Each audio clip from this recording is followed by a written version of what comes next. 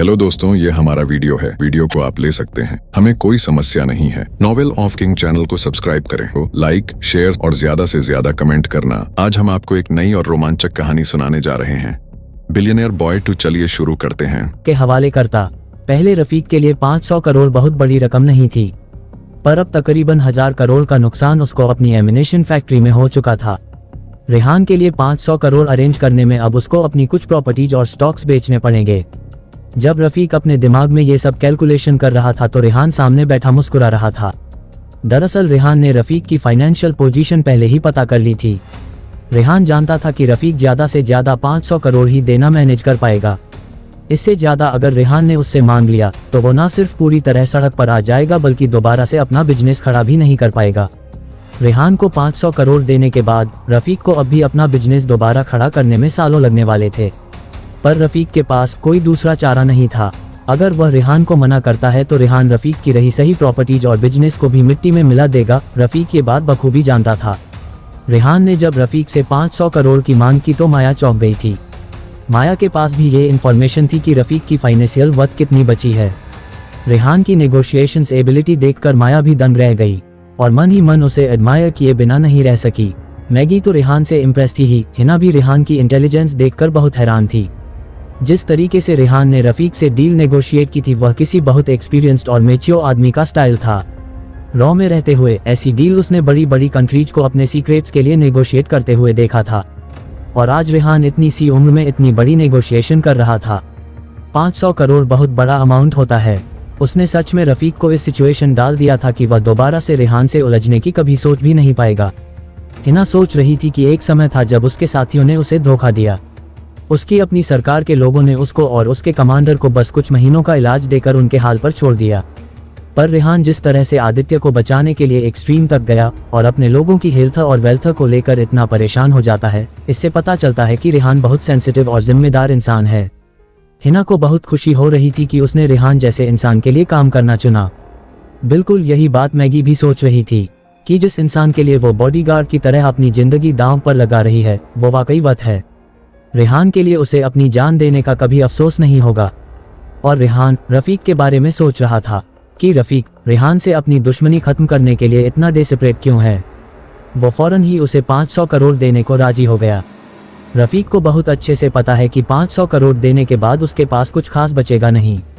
हालांकि वह ये भी जानता है कि नहीं देगा तब भी यकीनन उसके पास कुछ नहीं बचेगा। रेहान ने रफीक से पूछा, तो डील पक्की हुई? आप मुझे 500 करोड़ देंगे और राहुल को ढूंढने के लिए अपने आदमी भी लगाएंगे? रफीक ने मन ही मन सोचा कि उसकी फैमिली और उसके बिजनेस के फ्यूचर के लिए बहुत जरूरी है कि रेहान से दुश्मनी खत्म की जाए। रेहान को मुस्कुराता देखकर उसने चैन की सांस ली और रेहान को कहा, यस मिस्टर रेहान, डील पक्की। हमारी इस दोस्ती के नाम अब जश्न तो बनता है। मैं शैंपेन मंगाता हूँ। रेहान ने रफीक को रोकते हुए कहा। रुकिए तो मिस्टर रफीक, इतनी जल्दी भी क्या है, अभी कुछ बातें बाकी हैं। रेहान के टोकते ही रफीक के चेहरे पर फिर से टेंशन उभर आए और उसने बेचैन होकर पूछा, अब और क्या रह गया? रेहान ने मुस्कुराते हुए रफीक से पूछा, मिस्टर रफीक, मैं जानता हूं कि इतने बुरे दिन तो आपके नहीं आए कि आप मुझसे मुकाबला ना कर सकें, फिर आपने इस तरह सडन यू टर्न कैसे लिया? आप मुझसे दोस्ती करने के लिए इतने डेस्परेट कैसे हैं? बात तो कुछ और भी है जो आप छुपा रहे हैं। अब जब बातें हो ही रही हैं तो सब बातें खुलकर हो जाए तो ज्यादा अच्छा है। जो कुछ भी आपके दिमाग में चल रहा है आप साफ साफ कह देंगे तो फ्यूचर में हमारे रिश्ते के लिए ज्यादा ठीक होगा। रेहान की बात सुनकर रफीक बुरी तरह चौंक गया और बगले झांकने लगा। माया तो खुद ही यह बात सोच रही थी कि रफीक जैसा इंसान अचानक से इतना कैसे बदल सकता है। रफीक को चुप देखकर रेहान ने फिर से पूछा, मिस्टर रफीक, उम्मीद करता हूं कि आप अपनी रियल इंटेंशंस मुझे बताएंगे। आपकी इस दोस्ती की ऑफर की असल वजह क्या है? रफीक ने जब रेहान से माफी मांगी तो रेहान ने अपने रिसोर्ट का डैमेज कंपनसेशन उससे 50 करोड़ रुपए मांगा। 50 करोड़ बहुत बड़ी रकम थी, उसके बावजूद रफीक फौरन देने को तैयार हो गया। रफीक जैसे हर कीमत पर रेहान से दोस्ती करना चाहता था। रेहान की सब शर्तें मानने के बाद रफीक ने रेहान के साथ अपनी दोस्ती सेलिब्रेट करने की बात की। रेहान ने रफीक से साफ पूछा कि अचानक से इस दोस्ती के लिए उसके इतने डेस्परेट होने के पीछे वजह क्या है। रफीक रेहान की इस बात पर चौंक गया था। अब तक जिस तरीके से रेहान सारी सिचुएशन हैंडल कर तक आया था, रफीक इतना तो समझ गया था कि रेहान बहुत तेज दिमाग है, पर रेहान इतनी बारीकी से चीजों को नोटिस करता है, ये रफीक के लिए भी बहुत सरप्राइजिंग था। रेहान ने बहुत सही बात नोटिस की थी। सच में ऐसा नहीं था कि रफीक रेहान को टक्कर नहीं दे सकता था। वो बात अलग है कि रेहान से लड़ाई मोल लेकर उसका मिटना तय था, पर जो रफीक की रेपुटेशन थी उसके अनुसार तो वह किसी से भी लड़ने भिड़ने से पहले परवाह नहीं करता था। पर इस बार तो वह फौरन ही बैकफुट पर आ गया। ये बात वाकई हैरान करने वाली थी। रेहान के पूछने पर रफीक कुछ देर सोचता रहा, फिर उसने बहुत संभल कर जवाब दिया, मिस्टर रेहान, आप जानते तो हैं ही कि मैंने आपके अकाउंट को हैक करने की कोशिश की थी। रेहान ने हाँ में सिर हिलाया तो रफीक ने आगे कहा, जब मैंने आपका अकाउंट हैक करने की कोशिश की तो देखा कि आपके अकाउंट में तकरीबन 40,000 करोड़ हैं। रफीक की बात पर रेहान ने सरप्राइज होते हुए कहा, क्या बात कर रहे हो, मेरे अकाउंट में इतना कम पैसा बचा है। रेहान के इस तरह बोलने पर रफीक ऐसे हैरान हुआ जैसे उसके सर पर छत गिर गई हो। 40,000 करोड़ का ह्यूज अमाउंट भी रेहान को कम लग रहा था। रफीक को तो जैसे दिन में तारे नजर आने लगे कि आखिर इस इंसान के पास कितना पैसा है। उधर रेहान अपने दिमाग में कैलकुलेशन कर रहा था कि हॉस्पिटल और रिसोर्ट खरीदने में उसके कई हजार करोड़ खर्च हो गए हैं। इस वजह से उसका बैंक बैलेंस इतना नीचे आ गया है। अब उसको इसे बढ़ाने के बारे में सिंसियरली कुछ सोचना पड़ेगा। रेहान की बात सुनकर कमरे में जैसे सबको सांप सूंघ गया था। रेहान के अपने लोग भी सोच में पड़ गए कि अगर 40,000 करोड़ का अमाउंट भी रेहान के लिए इतना मामूली है तो उसके लिए सफिशिएंट अमाउंट कितना पैसा होगा। रफीक के दिमाग ने तो काम करना बंद कर दिया कि मित्तल परिवार के एक मेंबर के अकाउंट में इतना पैसा है तो उन सब की नेटवर्थ, फिक्स्ड एसेट्स, स्टॉक्स, ये सब मिलाकर कितना ह्यूज अमाउंट हो गया होगा। उसकी कैलकुलेशन तो वहां मौजूद कोई भी इंसान नहीं कर पा रहा था।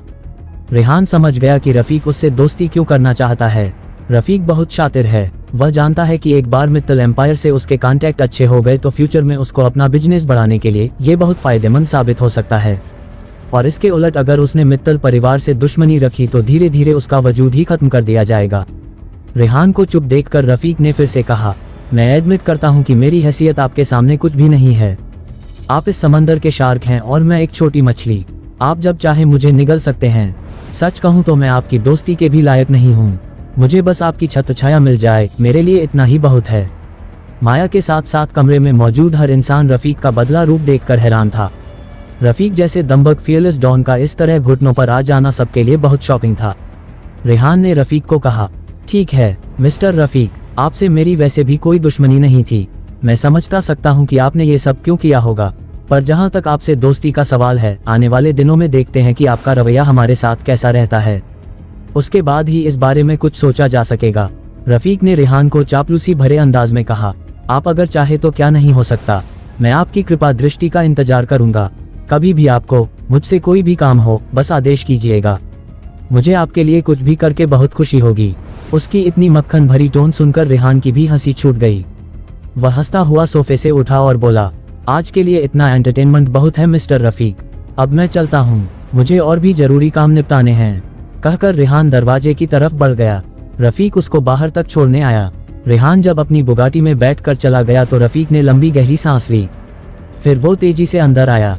उसने अपने फाइनेंस मैनेजर को कॉल किया और कहा, जल्दी से जल्दी 500 करोड़ अरेंज करो, हमें ये अमाउंट रेहान मित्तल के अकाउंट में ट्रांसफर करना है।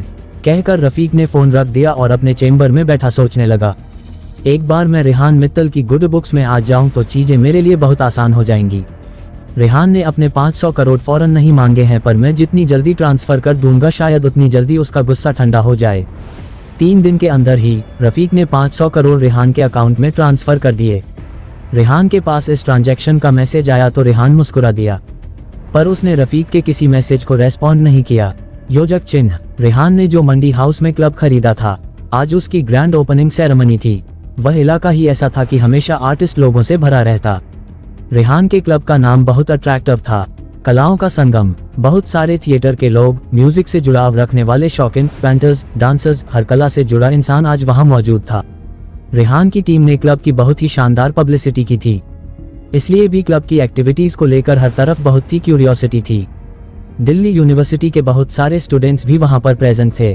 क्लब के अंदर एंट्री के लिए सब में होड़ मची थी। क्लब के बाहर एक बहुत बड़ा हुजूम इकट्ठा हो चुका था। अंदर राधिका का लाइव सिंगिंग शो चल रहा था। हर तरफ लड़के लड़कियां झूम रहे थे। राधिका वही लड़की है जिसको उस रात नाइट क्लब में रेहान ने बॉबी और उसके दोस्तों से बचाया था। तब रेहान ने न सिर्फ उस कंस्ट्रक्शन वर्कर राशिद को, जो वहां पर सिक्योरिटी गार्ड था, अपने क्लब में सिक्योरिटी हेड अपॉइंट किया था, बल्कि राधिका को भी आर्टिस्टिक जोन का हेड अपॉइंट कर दिया था। राधिका ने भी क्लब को डेवलप करने में रात दिन लगा दिए थे। आज क्लब की ओपनिंग सेरेमनी में उसकी मेहनत साफ दिखाई दे रही थी। आदित्य को हॉस्पिटल से डिस्चार्ज मिल गया था तो क्लब की ओपनिंग सेरेमनी में वह भी आया था। एंथनी भी उसके साथ था। रेहान ने कॉलेज के अपने सब दोस्तों को भी इनवाइट किया था। रेहान अपने सारे दोस्तों और एम्प्लॉइज के साथ बहुत घुल मिलकर एंजॉय रहा था। माया के लिए ये देखना बहुत सरप्राइजिंग था। रेहान के बाकी सबॉर्डिनेट्स भी उसे इतना डाउन टू अर्थ देखकर हैरान थे। दिल्ली जैसे शहर में ये हाल है कि जिसके पास चंद करोड़ भी हो वह भी खुद को खुदा समझने लगता है, और यहाँ रेहान अरबों खरबों का मालिक होकर भी अपने दोस्तों और एम्प्लॉयर्स के बीच में ऐसे झूम रहा था। कोई अंदाजा नहीं लगा सकता था कि ये आम सा दिखने वाला लड़का दुनिया की 1/3 वेल्थ का मालिक है। इस समय रेहान के साथ काम करने वाला हर शख्स खुद को बहुत खुशनसीब समझ रहा था। राधिका का गाना खत्म हो चुका था। अचानक नील स्टेज पर चढ़ गया और राधिका से माइक लेकर अनाउंस करने लगा, आज आप सब इस शानदार क्लब की ओपनिंग में आए हैं। यकीनन आप लोग जानना चाहेंगे कि यह क्लब किसका है। तो दोस्तों, इस क्लब का मालिक और कोई नहीं, हम सबका दिल अजीज रेहान मित्तल है। यारों का यार, हमारा रेहान। भीड़ में मौजूद सारे कॉलेज स्टूडेंट्स तालियां सीटियां बजाने लगे। नील ने रेहान को देखकर कहा, मैं पहले दिन से जानता था ये लड़का हीरा है। लोगों की जिंदगियां खत्म हो जाती है पर रेहान जैसा दोस्त नहीं मिलता। मैं बहुत खुशनसीब हूँ कि मेरी जिंदगी में रेहान है और मेरे इतने करीब है। हर समय हंसी मजाक करने वाले नील की भी ये सब कहते हुए आंखें भर आई थी। नील को इतना इमोशनल देखकर रेहान भी स्टेज पर चढ़ गया। रेहान ने नील के हाथ से माइक लिया और नील की तरफ देखकर बोला, इसके जैसा दोस्त भी इस दुनिया में कहाँ है दोस्तों। जिन दिनों मेरे पास खाने तक के पैसे नहीं होते थे उन दिनों ये अपना आधा खाना मुझे दे दिया करता था और खुद भूखा रह जाता। इसने मुझे बुरे दिनों में बच्चे की तरह संभाला है। जब मन टूटता था तो बड़े भाई और बाप की तरह हौसला दिया है। मेरी जिंदगी तो जैसे इसका कर्ज है मुझ पर।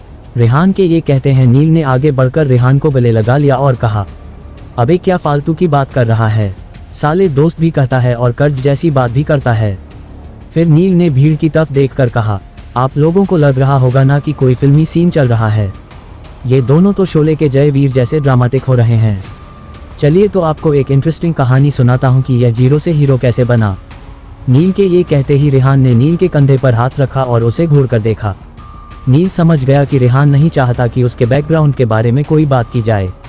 नील ने बात को बदलने के लिए हंसते हुए भीड़ को कहा, पर ऐसा है दोस्तों कि बड़े लोगों की बायोग्राफी लिखी जाती है तो ऐसे तो नहीं सुनाएंगे आपको ये थ्रिलिंग स्टोरी। इस कहानी को अभी सस्पेंस ही रहने देते हैं। कल को जब कोई महान राइटर इनकी बायोग्राफी लिखेगा तब खरीद कर पढ़ना। मुफ्त में क्यों दे इतनी खास जानकारी। नील ने ये बात इस तरह कही कि वहाँ खड़ी सारी पब्लिक हंसने लगी। नील का सेंस ऑफ ह्यूमर लाजवाब था। नील ने माइक राधिका को दे दिया। राधिका ने भी भीड़ का ध्यान डाइवर्ट करने के लिए एक बहुत ही हैप्पी सूदिंग सॉन्ग गाना शुरू कर दिया। बहुत ही खुशनुमा माहौल था। तभी रेहान ने सामने से कियारा को आते देखा। कई दिनों से वो कियारा से मिल ही नहीं पाया था। रेहान तेजी से आगे बढ़ा और कियारा कुछ बोलती इससे पहले ही उसे गले लगा लिया। इतने दिनों बाद रेहान से यूं मिलकर कियारा खुशी से रो पड़ी। इन दिनों जो कुछ भी रेहान के साथ हो रहा था वो रेहान की सेफ्टी को लेकर बहुत डरी हुई थी। अब आसपास सब कुछ ठीक और इतना खुशनुमा देखकर वह भी बहुत खुश थी। रेहान कियारा का हाथ पकड़कर उसे स्टेज के पास ले गया और अपने सबॉर्डिनेट को ऑर्डर दिया, राधिका को इन्फॉर्म कर दो कि वो इस गाने के बाद थोड़ी देर रेस्ट ले ले। आगे का प्रोग्राम कियारा कंडक्ट करेगी।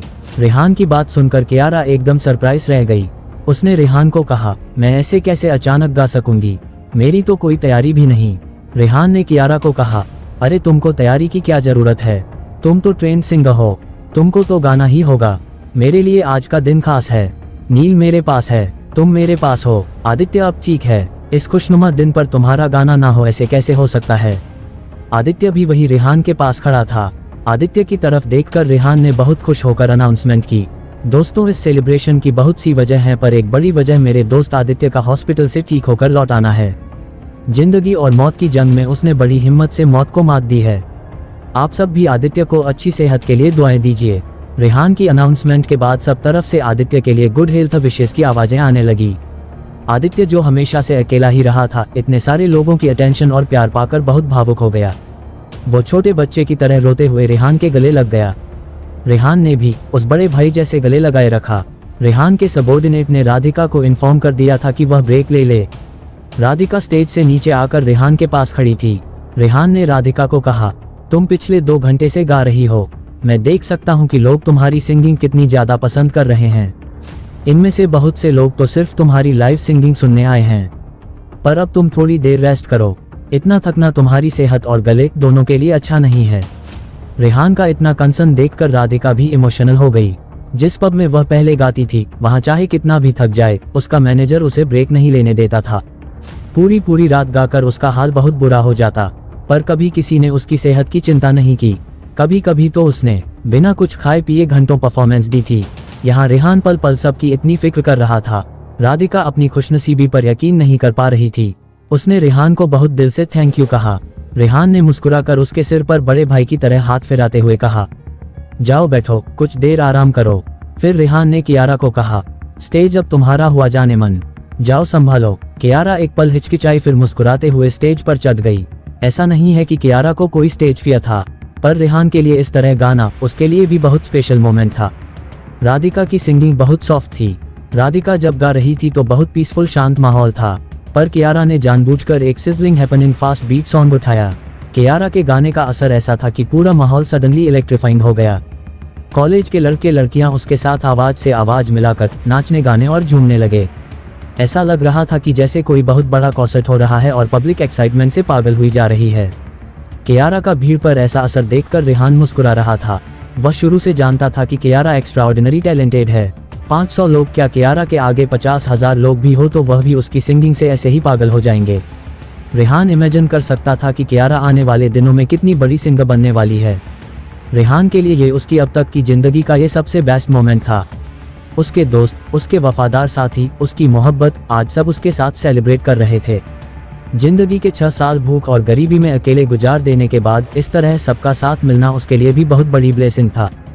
पर सब कुछ जिंदगी में इतना आसान होता तो क्या बात थी। भीड़ में एक जोड़ी आंखें ऐसी भी थी जो लगातार कियारा को घूर रही थी। उस शख्स के दिमाग में कुछ और ही चल रहा था। रेहान ने मंडी हाउस में जो क्लब खरीदा था, आज उसकी ग्रैंड ओपनिंग सेरेमनी थी। उसके सारे दोस्त और एम्प्लॉयज वहां पर मौजूद थे। कियारा स्टेज पर गा रही थी और सब तरफ बहुत ही इलेक्ट्रीफाइंग माहौल था। भीड़ में एक लड़का बहुत देर से कियारा को घूर रहा था। उसने ये भी नोटिस कर लिया था कि बहुत सारी लड़कियां रेहान को इम्प्रेस करने की कोशिश में उसके आसपास घूम रही हैं। उस लड़के ने किसी को फोन करके कुछ इंस्ट्रक्शंस दी। उसके बाद वो स्टेज के पास आकर खड़ा हो गया। कोई 10 मिनट बाद एक आदमी बड़ा सा ब्रीफकेस लेकर उस लड़के के पास आया और उस लड़के को ब्रीफकेस देकर चला गया। कियारा की सिंगिंग अभी चल ही रही थी। अचानक से उस लड़के ने वो ब्रीफकेस खोला और उसमें से 500 के नोट निकालकर स्टेज पर उड़ाने लगा। उसकी इस हरकत से सब शॉक्ड रह गए। कियारा भी एकदम सकपका कर रुक गई। पूरा स्टेज स्टैंड स्टील हो गया। हर कोई हैरानी से उस लड़की की तरफ देखने लगा। रेहान गुस्से से उसकी तरफ बढ़ा। उस लड़के का कॉलर पकड़कर दांत पीसता हुआ बोला, तुम्हारा दिमाग खराब हो गया है। यह एक रिस्पेक्टेबल गैदरिंग है। तुमको यह कोई बार या पब नजर आ रहा है जो स्टेज पर पैसे उड़ा रहे हो? उस लड़के ने बदतमीजी से रेहान का हाथ झटका और कहा, बार या पब से अलग भी क्या है, वहां भी यही नाच गाना होता है। मुझे तो कोई फर्क नजर नहीं आता। ये लड़की देखने में सुंदर है, खूब लटक झटक कर इतना शानदार गा रही है। इस क्लब का मालिक इसे क्या ही सैलरी देता होगा। इस पर तो पैसे की बारिश की जानी चाहिए। और तुम मुझे रोकने वाले होते कौन हो? कियारा के लिए इतनी वाहियात बात सुनकर रेहान का गुस्सा अब आसमान छू रहा था। रेहान ने उसे पीछे धकेलते हुए कहा, मैं इस क्लब का मालिक हूँ और तेरी हरकतों से लग रहा है तू किसी सड़क छाप खानदान की औलाद है।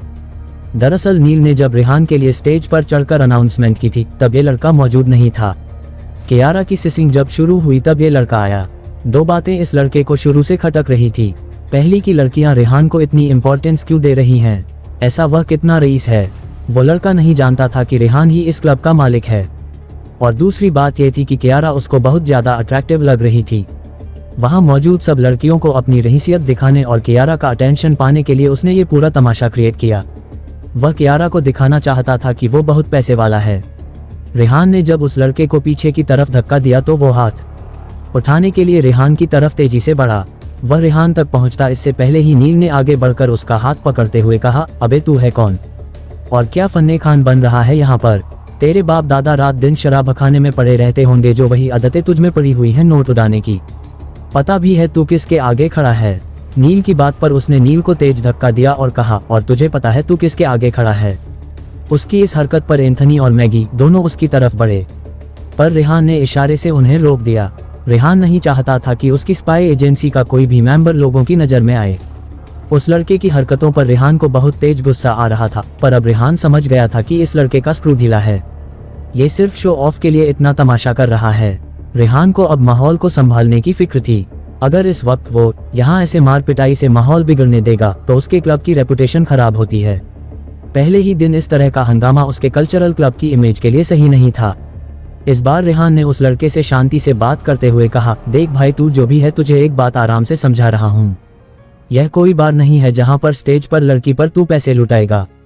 वो लड़की हमारे कॉलेज की है और शौकिया सिंगिंग करती है। वैसे अगर वो प्रोफेशनल सिंगर भी होती तो इस क्लब में इस तरह पैसे उड़ाना अलाउड नहीं है। यह एक कल्चरल क्लब है, यहाँ पर सभी बहुत रिस्पेक्टेबल फैमिलीज के लोग हैं। बेहतर यही है तुमने जो ये स्टेज पर पैसे फेंके हैं, इन्हें तुम खुद समेटो और इन्हें लेकर यहाँ से चलते बनो। उस लड़के ने तैश में आकर रेहान को चैलेंज करते हुए कहा, और ना जाऊं तो तू क्या बिगाड़ लेगा? तुझको पैसे का पावर पता नहीं है बेटा। तू जिन पैसों को समेटने की बात कर रहा है, अभी तुझे दिखाता हूँ कि पैसा क्या अफरा तफरी मचा सकता है। Respectable families my foot. अभी तू देखियो अपने रिस्पेक्टेबल लोगों का हाल। ये कहकर उस लड़के ने अपने ब्रीफकेस में से पागलों की तरह पैसा निकालना शुरू किया और सब तरफ उड़ाने लगा। कॉलेज के लड़के लड़कियों में सच में उस पैसे को लूटने के लिए भगदड़ मच गई। फ्री के नोट किसको बुरे लगते हैं? कॉलेज स्टूडेंट्स को तो वैसे भी हंगामे करने में मजा आता है। एक्साइटमेंट में लोग सीटियां बजा रहे थे, हूटिंग कर रहे थे। वहां पर अलग ही किस्म का माहौल क्रिएट हो गया। शरीफ और सीधे लड़के लड़कियां सब एक कोने में सिमट गए। शैतानी फितरत के लड़के बीच में आकर और ज्यादा हंगामा मचाने लगे। रेहान के गुस्से की इंतहा ना रही। थोड़ी देर पहले जिस खुशी पर वह फूला नहीं समा रहा था, एक लड़के की बेवकूफ़ी ने सब पर पानी फेर दिया। उसके क्लब की ओपनिंग सेरेमनी इतने शानदार तरीके से शुरू हुई थी। पब्लिसिटी डिपार्टमेंट ने भी अपना काम बखूबी किया था। सब कुछ ठीक चल रहा था कि इस सिरफिरे लड़के ने आकर पूरा माहौल बिगाड़ दिया। पहले दिन ही ऐसा हो जाना रेहान के क्लब की रेपुटेशन के लिए बहुत बड़ा सेटबैक था। रेहान गुस्से में अब अपने आपे से बाहर हो चुका था। मैगी, एंथनी, समर, हिना सब हैरानी से भीड़ को पैसे लूटते हुए देख रहे थे। उस लड़के की इस हरकत पर नील ने उसका गला पकड़ लिया था और उन दोनों में हाथापाई शुरू होती। रेहान ने अपने सिक्योरिटी हेड राशिद को इशारे से सिचुएशन को हैंडल करने के लिए कहा। रेहान का इशारा पाते ही सारे बाउंसर्स एक्टिवेट हो गए और भीड़ को कंट्रोल करने लगे। इसी दौरान एंथनी और समर उस लड़के को घसीटते हुए क्लब के बाहर ले गए जिसने ये सारा हंगामा मचाना शुरू किया था। बाउंसर्स के एफर्ट के बाद धीरे धीरे क्लब के अंदर सब कुछ सामान्य होने लगा। कियारा को नर्वस देखकर राधिका भी स्टेज पर आ चुकी थी। जो कुछ भी अभी हुआ था उस वजह से कियारा बहुत शौक में थी। पब में काम करने की वजह से राधिका इस तरह के इंसिडेंट्स की आदी हो चुकी थी। वह बेटर तरीके से इन सब से डील करना जानती थी, पर कियारा के लिए इस तरह का ये पहला हादसा था। वो बहुत ज्यादा सहम गई थी। राधिका ने स्टेज पर चढ़कर उसके कंधे पर हाथ रखा और मुस्कुराते हुए कहा, लाइफ में ऐसी छोटी मोटी बातों पर ध्यान नहीं देना चाहिए। आओ एक बार फिर से वह करें जो हम दोनों को करना पसंद है, बिना ये सोचे कि दुनिया की आंखें हमें किस नजरों से देखती हैं। कियारा को ये कहकर राधिका ने म्यूजिशियंस को कुछ इशारा किया। म्यूजिशियंस ने दिल चाहता है का फेमस गाना बजाना शुरू किया। कोई कहे कहता रहे कितना भी हमको दीवाना गाने के बोल सुनकर कियारा के भी चेहरे पर मुस्कान आ गई। उसने हंसते हुए दुगनी एनर्जी के साथ फिर से गिटार उठाया और राधिका के साथ परफॉर्म करना शुरू किया। उन दोनों का गाना इतना पावरफुल, इतना खूबसूरत था कि कुछ ही पलों में सारी पब्लिक उस हंगामे को भूलकर म्यूजिक में खो गई। रेहान ने राधिका को अप्रिशिएट करते हुए दूर से थम्स अप किया और थैंक यू कहा। राधिका ने भी सिर हिलाकर स्माइल दी। रेहान को खुद पर गुस्सा आ रहा था। कितनी कोशिश करता है कियारा को कभी कोई हट ना कर सके, फिर भी कुछ ना कुछ अनफॉर्चुनेट हो ही जाता है। रेहान को सोच में डूबा देखकर माया ने रेहान से कहा, सर आप कहे तो मैं उस लड़के के बारे में इन्वेस्टिगेशन करवाऊं। हो सकता है किसी ने उसे जानबूझकर भेजा हो ताकि यहाँ का माहौल खराब किया जा सके। रेहान ने माया से कहा, जाने दो, मुझे तो कोई बेवकूफ़ लग रहा था, घटिया अटेंशन सीकर टाइप, उसके पीछे समय बर्बाद करना बेकार है। तुम ये बताओ कि राहुल का कुछ पता चला? माया ने सिर झुकाते हुए कहा, I am really sorry Rehan sir, पता नहीं कौन से बिल में जाकर घुस गया है। मानना पड़ेगा इस राहुल को, वो चूहे बिल्ली वाली दौड़ के पैंतरों से बखूबी वाकिफ हैं। जाने कहां कहां इसने अपने छुपने के ठिकाने बनाए हैं जो ढूंढना इतना मुश्किल हो गया है। इस बात के लिए मैं शर्मिंदा हूं कि मेरे आदमी अभी तक उसे नहीं खोज पाए, पर सर हम लगातार कोशिश कर रहे हैं। रेहान ने सिर हिलाते हुए कहा, ठीक है तुम अपनी कोशिश जारी रखो, कभी तो मिलेगा, कहां तक भागेगा? माया ने रेहान से कहा, अगर आप हाँ करें तो हम एक काम और कर सकते हैं। रेहान ने पूछा, वो क्या? माया ने रेहान को कहा, सर अगर राहुल नहीं मिल रहा है तो हम उसकी फैमिली को फोर्स कर सकते हैं।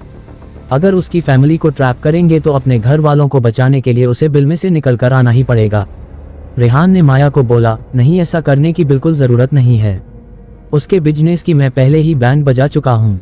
बाकी उसके फैमिली मेंबर्स को हैरेस करने का कोई मतलब नहीं। यह मेरा स्टाइल नहीं है। और फिर कब तक और कहाँ तक भागेगा? उसका घर यही है, घर वाले यही हैं, काम धंधा सब यही है। एक न एक दिन तो लौट कर आएगा ही, तब दबोच लेंगे। माया ने हाँ में सिर हिलाया। वह रेहान की बात से सहमत थी। कभी ना कभी राहुल को लौट कर आना ही पड़ेगा। तब वह किसी हाल में माया के आई ऑफ डार्क नाइट नेटवर्क से बच नहीं सकता था। इस शहर में एक भी जगह ऐसी नहीं है जहां उसके लोगों की नजरों से छुपना मुमकिन हो। राहुल यकीनन शहर छोड़कर कहीं बहुत दूर निकल गया था, इसलिए इस समय इंतजार करना ही ज्यादा सही था। राधिका और कियारा का फर्स्ट डुएट परफॉर्मेंस खत्म हुआ। पूरा हॉल तालियों से गूंजने लगा। उन दोनों को एक साथ बहुत ज्यादा अप्रिशिएट किया जा रहा था। रेहान भी बहुत गर्व महसूस कर रहा था। आसपास सब लोग बातें कर रहे थे कि वह दोनों एक से बढ़कर एक हैं। अंदाज, आवाज, सब कुछ बहुत ही आला दर्जे का है। किसी को कुछ पसंद आ रहा था, किसी को कुछ। हर कोई उनके बारे में ही चर्चा कर रहा था। इतना ह्यूज एप्रिसिएशन उन दोनों के लिए भी बहुत बड़ा मोटिवेशन था। स्टेज पर खुशी से उन दोनों ने एक दूसरे को हग कर लिया। लोग अगले गाने की डिमांड कर रहे थे। वंस मोर के शोर से पूरा हॉल गूंज रहा था। नील रेहान के पास आकर बोला, यार इन दोनों ने तो कमाल कर दिया। सच कहूं तो ये लोग इंटरनेशनल स्टैंडर्ड की परफॉर्मर हैं। कहाँ हम इन्हें इस क्लब में गवा रहे हैं। रेहान ने हैरानी से नील की तरफ देखा। नील ने बहुत मासूमियत से रेहान को कहा, देख भाई, नो ओवेंस, तेरा क्लब भी बहुत इंटरनेशनल लेवल का है, पर ये लड़कियां बहुत ज्यादा टैलेंटेड है। नील के कहने के अंदाज पर रेहान हंस दिया और बोला, बात तो तेरी सही है। ठीक है, सोचते हैं कुछ इन दोनों के फ्यूचर के लिए। साशा वही बैठी थी। उसने रेहान और नील की सब बातें सुन ली। साशा मन ही मन कियारा से कुड़ रही थी। रेहान जैसा लड़का कियारा की जिंदगी में था। साशा खुद कब रेहान को पसंद करने लगी उसे पता ही नहीं चला। एक अजीब सा प्रेम त्रिकोण बन रहा था। नील साशा पर फिदा था और साशा रेहान और नील को लेकर कंफ्यूज थी। रेहान का ऑरा ही ऐसा था कि कोई भी उसकी तरफ अट्रैक्ट हो जाए। पर साशा दिल की बहुत अच्छी लड़की थी। रेहान और नील की बातें सुनकर साशा ने रेहान से कहा, तुम चाहो तो मैं कुछ सजेस्ट कर सकती हूँ। रेहान ने साशा को जवाब दिया, हाँ क्यों नहीं, तुम यूनिवर्सिटी में स्टूडेंट प्रेसिडेंट हो। अगर अपने स्टूडेंट्स के बारे में तुम नहीं सोचोगी तो कौन सोचेगा। मेरे से ज़्यादा तो ये तुम्हारा फर्ज है कि तुम इनकी ग्रोथ के बारे में सोचो। साशा रेहान की बात पर हैरान हुई, फिर ये देखकर हंस दी कि रेहान के फेस पर उसको टीज करने वाले एक्सप्रेशन है। साशा को यूँ कंफ्यूज देखकर नील और रेहान भी जोर से हंस दिए। साशा ने कहा, यह बात भी ठीक है, तुमसे ज़्यादा तो इनके बारे में सोचना मेरा काम है। दरअसल अभी कुछ समय पहले एक बड़े इंटरनेशनल सिंगिंग कंपटीशन की अनाउंसमेंट हुई है। देश भर की यूनिवर्सिटीज़ अपने रिप्रेजेंटेटिव सिंगर्स को इस कंपटीशन में भेज रही हैं। फर्स्ट राउंड मुंबई में है, सेकंड राउंड बेंगलुरु में और फाइनल राउंड यहाँ दिल्ली में है। जो फाइनल राउंड को जीत लेगा उसको फिर अमेरिका में दुनिया भर से आए हुए बाकी सिंगर्स के साथ परफॉर्म करने का और कम्पीट करने का मौका मिलेगा। तुम कहो तो मैं इन दोनों लड़कियों का रजिस्ट्रेशन वहां करा सकती हूँ। रेहान ने साशा को कहा, आइडिया तो बुरा नहीं है। क्यों नील, तुम क्या कहते हो? रेहान ने नील से पूछा तो नील ने कहा, मैं कंपटीशन के खिलाफ नहीं हूँ, पर इनमें खर्च होने वाली एनर्जी और स्ट्रेस कई बार इंसान को डिप्रेशन की गर्त में झोंक देता है। मैं मानता हूँ कि इन कंपटीशन के जरिए बहुत कुछ सीखने को भी मिलता है और इंटरनेशनल एक्सपोजर अपने आप में बड़ी चीज़ है, पर उसके बावजूद मुझे लगता है सिर्फ इसी एक तरीके से आगे बढ़ने की उम्मीद रखना सही नहीं है। साशा ने तुनक कर नील को कहा, तो तुमको लगता है कि मैं कुछ गलत सजेस्ट कर रही हूँ? नील ने फौरन जवाब दिया, अरे नहीं, तुमने तो बहुत सही चीज़ बताई है। मैं सिर्फ इतना कह रहा हूँ कि ये दोनों लड़कियाँ कंपटीशन में तो पार्टिसिपेट करें ही साथ हम लोग भी इनको प्रमोट करें तो कैसा रहेगा? रेहान ने नील से कहा, तू भी तो यार म्यूजिक में इतना इंटरेस्ट रखता है। मुझे पता है कि तूने गिटार और माउथ ऑर्गन से बहुत शानदार म्यूजिक पीस बना रखे हैं। तू अपनी म्यूजिक कंपनी क्यों नहीं शुरू करता? रेहान की बात पर नील हैरानी से बोला, कहाँ यार, मैं इतना टैलेंटेड थोड़ी हूँ कि कंपनी चला सकूँ, और मेरी बात बीच में कहाँ से आ गई? उधर रेहान के यह बात कहते हैं साशा के चेहरे पर एक्सप्रेशन बिल्कुल बदल गए थे। नील के बारे में ये जानना साशा के लिए सरप्राइजिंग था। रेहान नील से म्यूजिक कंपनी की बात करने लगा और साशा के दिमाग में कुछ और ही चलने लगा था। रेहान के क्लब की ओपनिंग सेरेमनी में राधिका और कियारा की शानदार परफॉर्मेंस हुई। नील ने उसके बाद रेहान को सजेस्ट किया कि ये दोनों इंटरनेशनल लेवल की परफॉर्मर हैं, हमें इनके लिए कुछ करना चाहिए। साशा ने रेहान और नील को एक इंटरनेशनल कंपटीशन के बारे में बताया। वह चाहती थी कियारा और राधिका उसमें पार्टिसिपेट करें। नील का मानना था कि इस तरह के कंपटीशन में हरेसमेंट और डिप्रेशन ज़्यादा होता है। तब रेहान ने नील को सजेस्ट किया कि वह खुद की एक एंटरटेनमेंट कंपनी क्यों नहीं स्टार्ट करता। नील रेहान की इस बात पर चौंक गया। नील म्यूजिक प्रोडक्शन में इंटरेस्टेड है, ये बात रेहान के अलावा उसने कभी किसी को नहीं बताई थी। आज जब रेहान ने पब्लिकली ये बात रिवील की तो नील ऑफ बैलेंस हो गया। कॉलेज का आखिरी साल था। कॉलेज खत्म होने के बाद कुछ ना कुछ तो करना ही था। रेहान अच्छे से जानता था कि नील जैसा मनमौजी इंसान 9 से 5 की ऑफिस टाइप जॉब के लिए नहीं बना है। वो ये भी जानता था कि तन्हा अकेली रातों में नील ने कितने संजीदा म्यूजिक पीस क्रिएट किए हैं। ऊपर से हमेशा मस्तीखोर लगने वाला नील अंदर से बहुत संजीदा है, ये बात सिर्फ रेहान जानता था। कंपनी शुरू करने की बात पर नील ने रेहान को कहा, क्या बात कर रहा है यार, मुझ में इतना स्किल कहाँ है कि मैं कोई कंपनी खड़ी कर सकूं। मनमौजी आदमी हूँ, कंपनी चलाने के लिए हिसाब किताब करने वाला दिमाग कहाँ से लाऊंगा। रेहान नील की बात पर मुस्कुरा दिया। इस बात से रेहान भी इत्तेफाक रखता था कि नील आर्टिस्ट माइंड है। किसी भी कंपनी को चलाने के लिए जिस तरह का तेज तर्रार दिमाग चाहिए उस तरह की चालाकी और जोड़ तोड़ वो नहीं कर सकता। साशा जो उन दोनों की बात सुन रही थी वो कुछ देर सोचती रही, फिर उसने रेहान को कहा, रेहान तुम जिस एंटरटेनमेंट कंपनी को एस्टैब्लिश करने के लिए नील को एनकरेज कर रहे हो, क्या उसमें इन्वेस्टमेंट तुम करोगे। साशा की बात पर रेहान चौंका। उसने तो नील का मन टटोलने के लिए यह बात कही थी।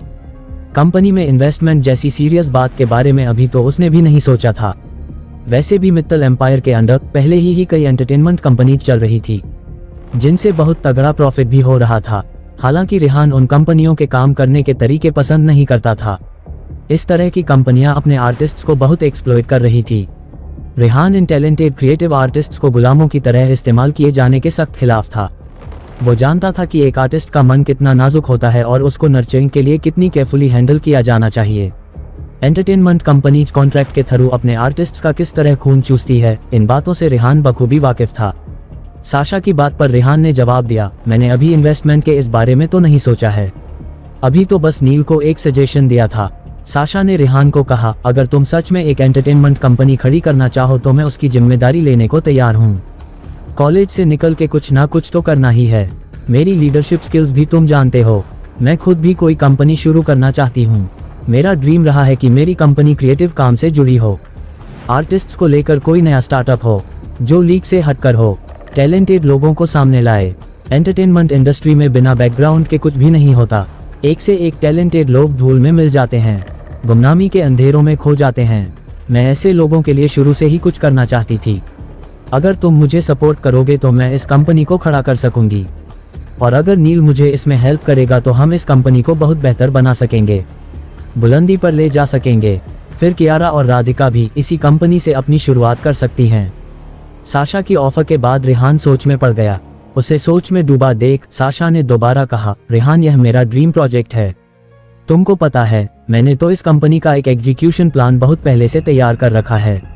मैंने सोच रखा था कॉलेज खत्म होने के बाद कहीं से फंड्स का अरेंजमेंट करके कंपनी को स्टार्ट करूंगी। लोन लेना पड़ा तो वो भी लूंगी। अगर तुम चाहोगे तो हम इस बारे में एक मीटिंग रख लेंगे। मैंने जितना भी इस पर रिसर्च वर्क किया है वह सारा तुम्हें दिखा दूंगी। तुम चाहो तो अपनी फाइनेंशियल टीम्स और दूसरे एक्सपर्ट्स के साथ भी उसे डिस्कस कर सकते हो। अगर तुम्हें ठीक लगेगा तो इस कंपनी को एस्टेब्लिश करने में तुम ही हमारी मदद कर देना। साशा का इतना उत्साह देखकर रेहान मुस्कुरा दिया। नील भी बहुत हैरानी से साशा को देख रहा था। नील का हाल साशा को देखते हुए ऐसा था जैसे head over heels in love. वो एकटक साशा को देख रहा था। साशा उसे शुरू से ही बहुत पसंद थी। साशा का कॉन्फिडेंस, लीडरशिप क्वालिटी और खासकर सबको मदद करने का जज्बा, यही सब बातें थी जिसकी वजह से नील की उसके प्रति मोहब्बत बढ़ती जा रही थी। और आज तो साशा ने नील को बिल्कुल हैरान ही कर दिया था। रेहान मंद मंद मुस्कुराता हुआ ये सब देख रहा था। नील साशा को किस कद चाहता है ये रेहान से छुपा नहीं था। साशा कंपनी खड़ा करना चाहती है और रेहान के सारे दोस्त उसमें इन्वॉल्व हो सकते हैं।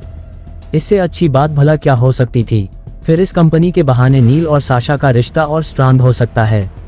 कंपनी में पैसा लगाना रेहान के लिए कोई बड़ा इशू नहीं था। रेहान ने मुस्कुराते हुए साशा को कहा, ठीक है तुम सब कुछ एक बार पेपर्स पर वर्कआउट कर लो, फिर फाइनेंस डिपार्टमेंट के लोगों के साथ एक मीटिंग रखवाता हूँ। तुमको जितना फंड चाहिए हो अप्रूव करवा लेना, मेरी तरफ से फ्री हैंड है।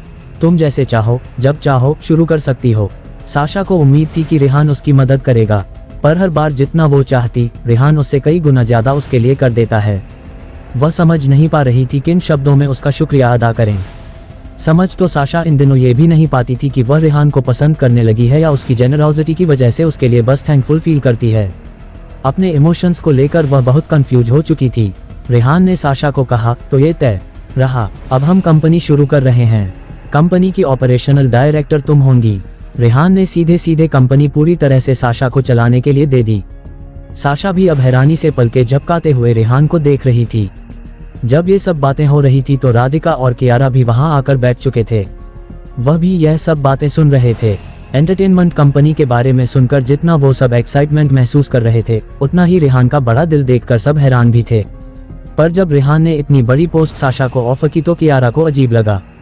ऐसा नहीं है कि उसको साशा से कोई जेलेसी थी, पर रेहान का साशा को इतना बड़ा फेवर देना उसे इनसिक्योर करने लगा। उसे लगा ऐसा तो नहीं है रेहान अब साशा को पसंद करने लगा हो। कियारा का उतरा हुआ चेहरा रेहान ने नोटिस कर लिया। उसने मुस्कुराते हुए कियारा को कहा, कियारा क्या तुम इस कंपनी में आर्टिस्टिक विंग की सीईओ बनना एक्सेप्ट करोगी?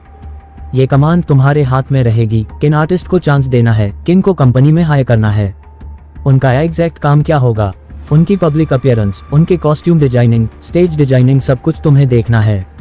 यानी कि फाइनेंस ऑर्गेनाइजिंग पार्ट साशा देखेगी और कंपनी का बाकी सारा क्रिएटिव काम तुम्हारे हाथ में रहेगा।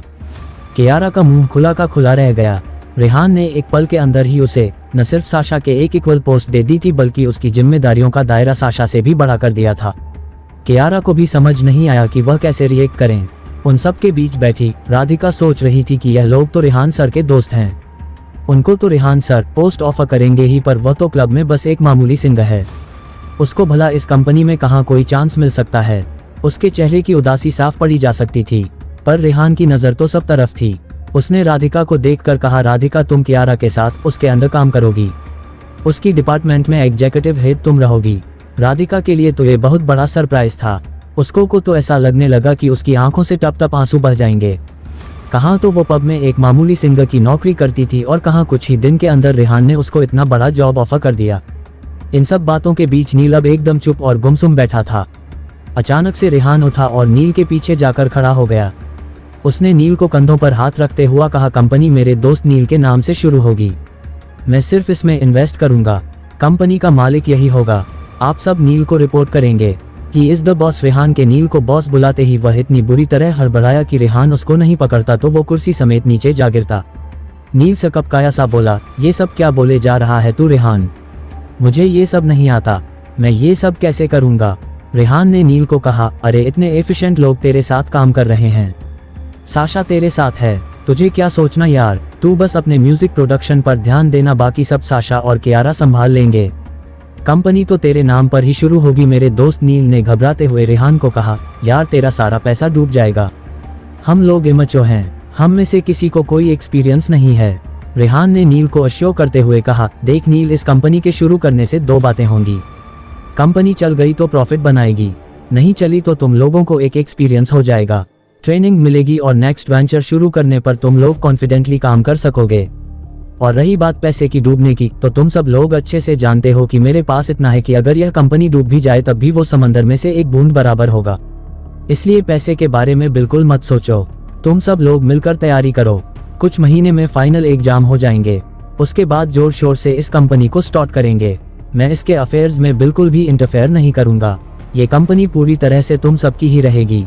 रेहान के ये कहने के बाद सबके चेहरे पर मुस्कान थी। रेहान नहीं चाहता था कि वह लोग पैसे को लेकर प्रेशर लें और परेशान रहें।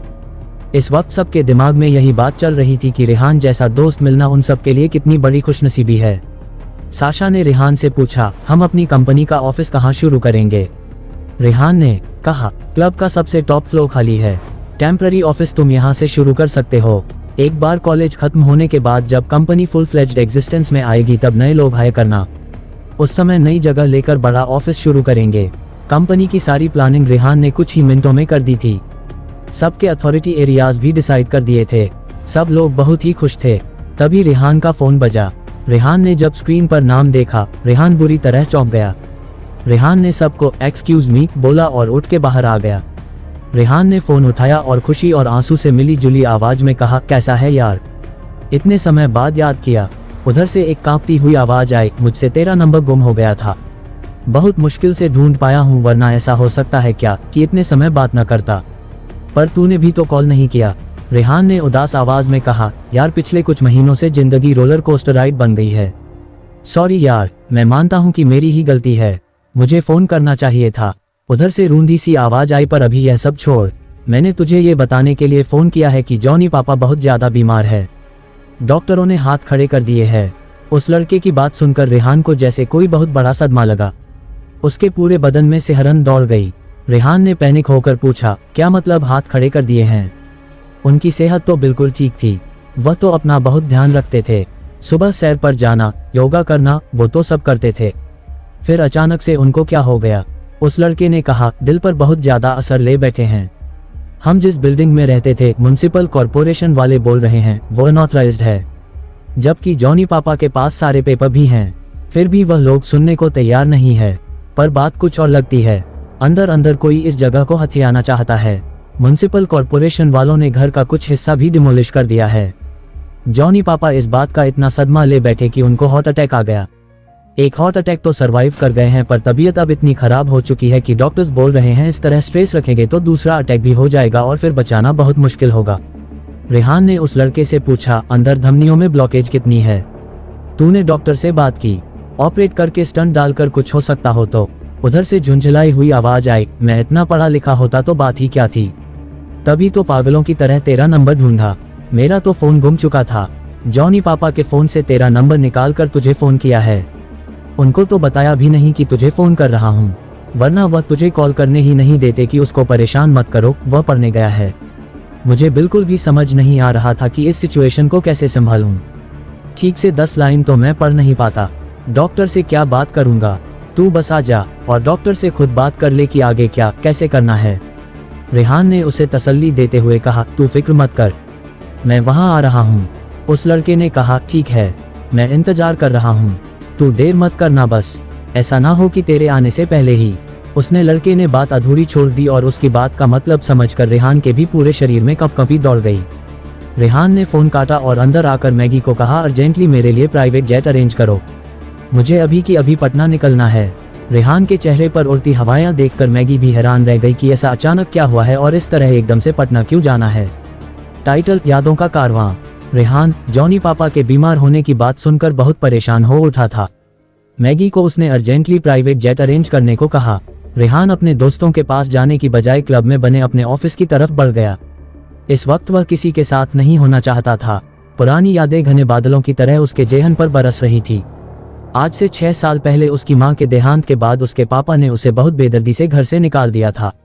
रेहान की मां को उससे बहुत अटैचमेंट थी, पर उसके पापा ने साफ बोल दिया था कि ये हमारा खून नहीं है, गोद लिया बच्चा है, इसको प्रूव करना पड़ेगा कि यह हमारा एम्पायर संभालने लायक है भी कि नहीं। कितना रोई थी उसकी मां, पर उसके पापा को उस पर तरस नहीं आया। उन्होंने क्रुएलिटी के साथ उसे घर से निकाल दिया था। इसी सदमे ने उसकी मां की भी जान ली थी। घर से निकलकर उसकी हालत भिखारियों से भी बदतर हो गई थी। कभी कभी रेहान सोचता था कि अगर उसकी मां जिंदा होती तो कम से कम इस तरह तो वो भूखा प्यासा नहीं भटकता। एक बार घर से निकालने के बाद उसकी फैमिली के किसी मेंबर ने उसकी तरफ पलटकर भी नहीं देखा कि वो किस हाल में है। उन्होंने साफ कह दिया था, जो फैमिली के रूल्स हैं वो सबको फॉलो करने पड़ते हैं। वो कितने महीनों भूखा प्यासा सड़कों पर भटका था। उसका ये हाल हो गया था कि पेट की आग बुझाने के लिए वो रात को कूड़ेदानों की खाक छानता था कि कहीं से बचा खुचा कुछ उसे खाने को मिल जाए। बारिश, धूप, ठंड सब उसकी जान ले रही थी। कितनी बार ऐसा भी हुआ कि भिखारियों और नशेड़ियों ने उसको मारा, उसके यौन शोषण की कोशिश की। वह इतने भयानक दिन थे कि रेहान को जब भी याद आते हैं उसकी रूह सिहर उठती है।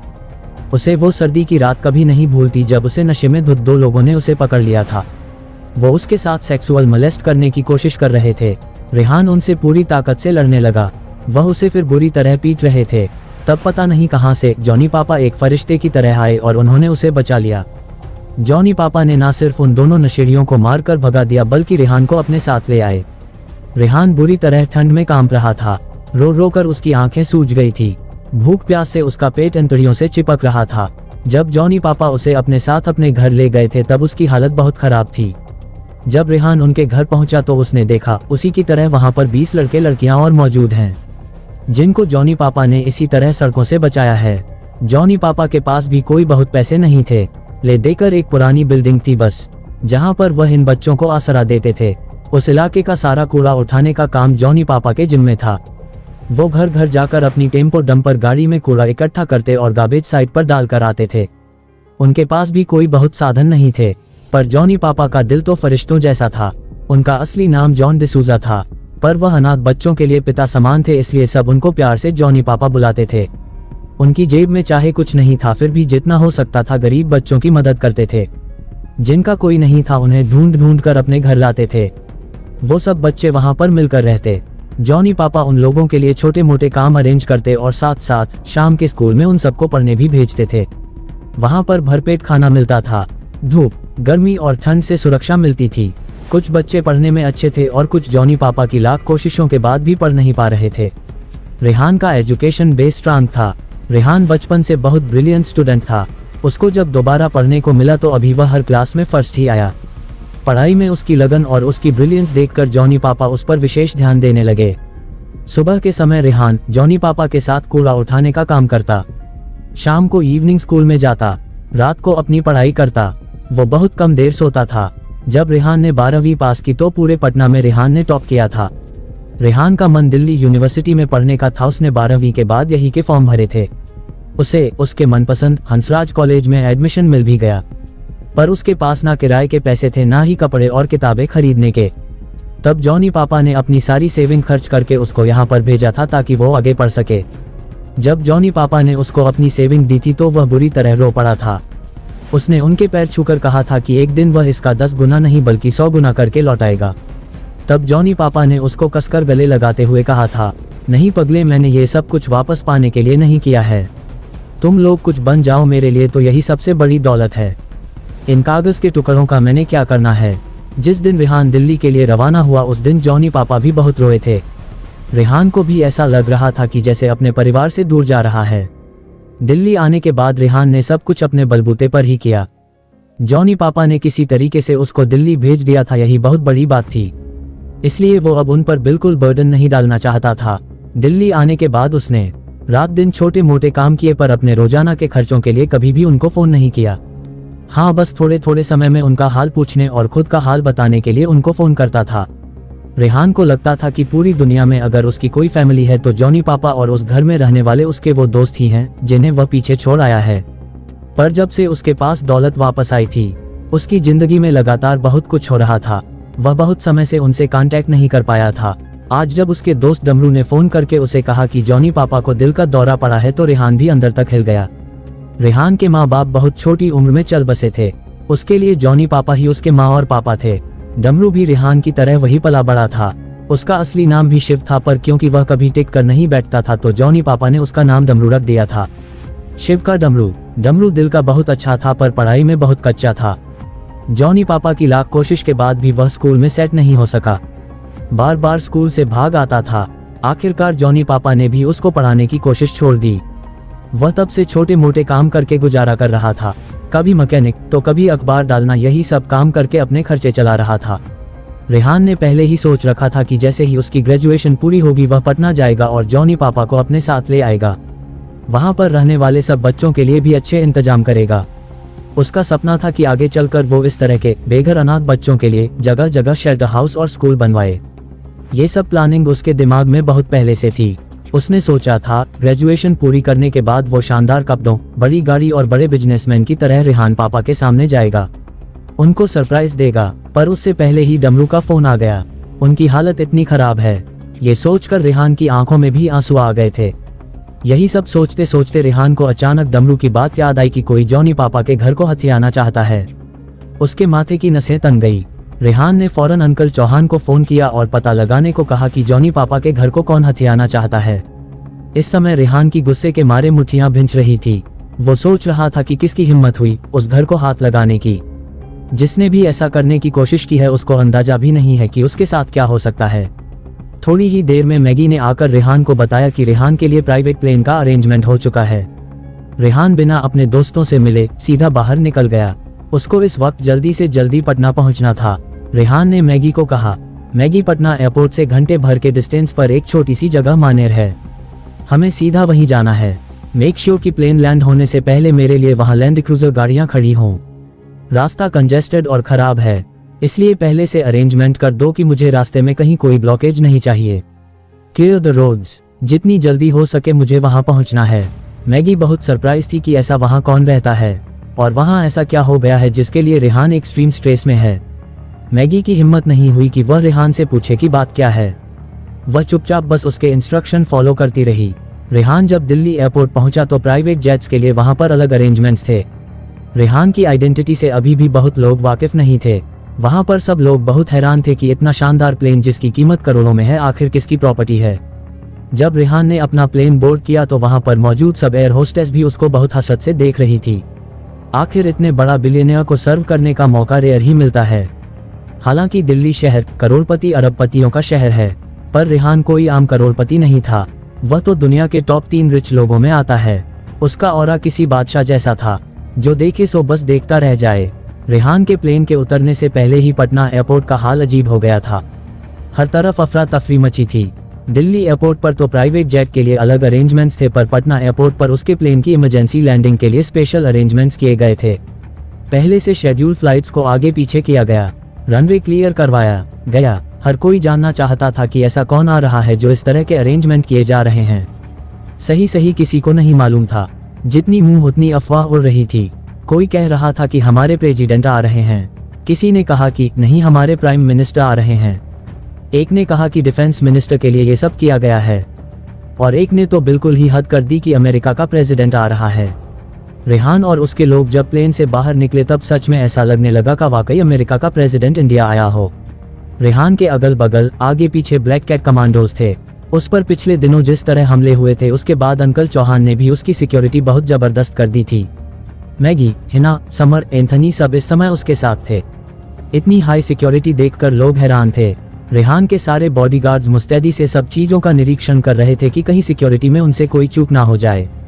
मैगी को डाउट था कि ऐसा ना हो किसी ने फेक कॉल करके रेहान को वहां बुलाया। वो पूरी बात नहीं जानती थी, इसलिए भी उसने सिक्योरिटी अरेंजमेंट्स बहुत स्ट्रांग किए थे। रेहान प्लेन से उतरते ही सीधा एयरपोर्ट से बाहर की तरफ चल दिया। ना उसने किसी से बात की, ना किसी की हेलो नमस्ते का जवाब ही दिया।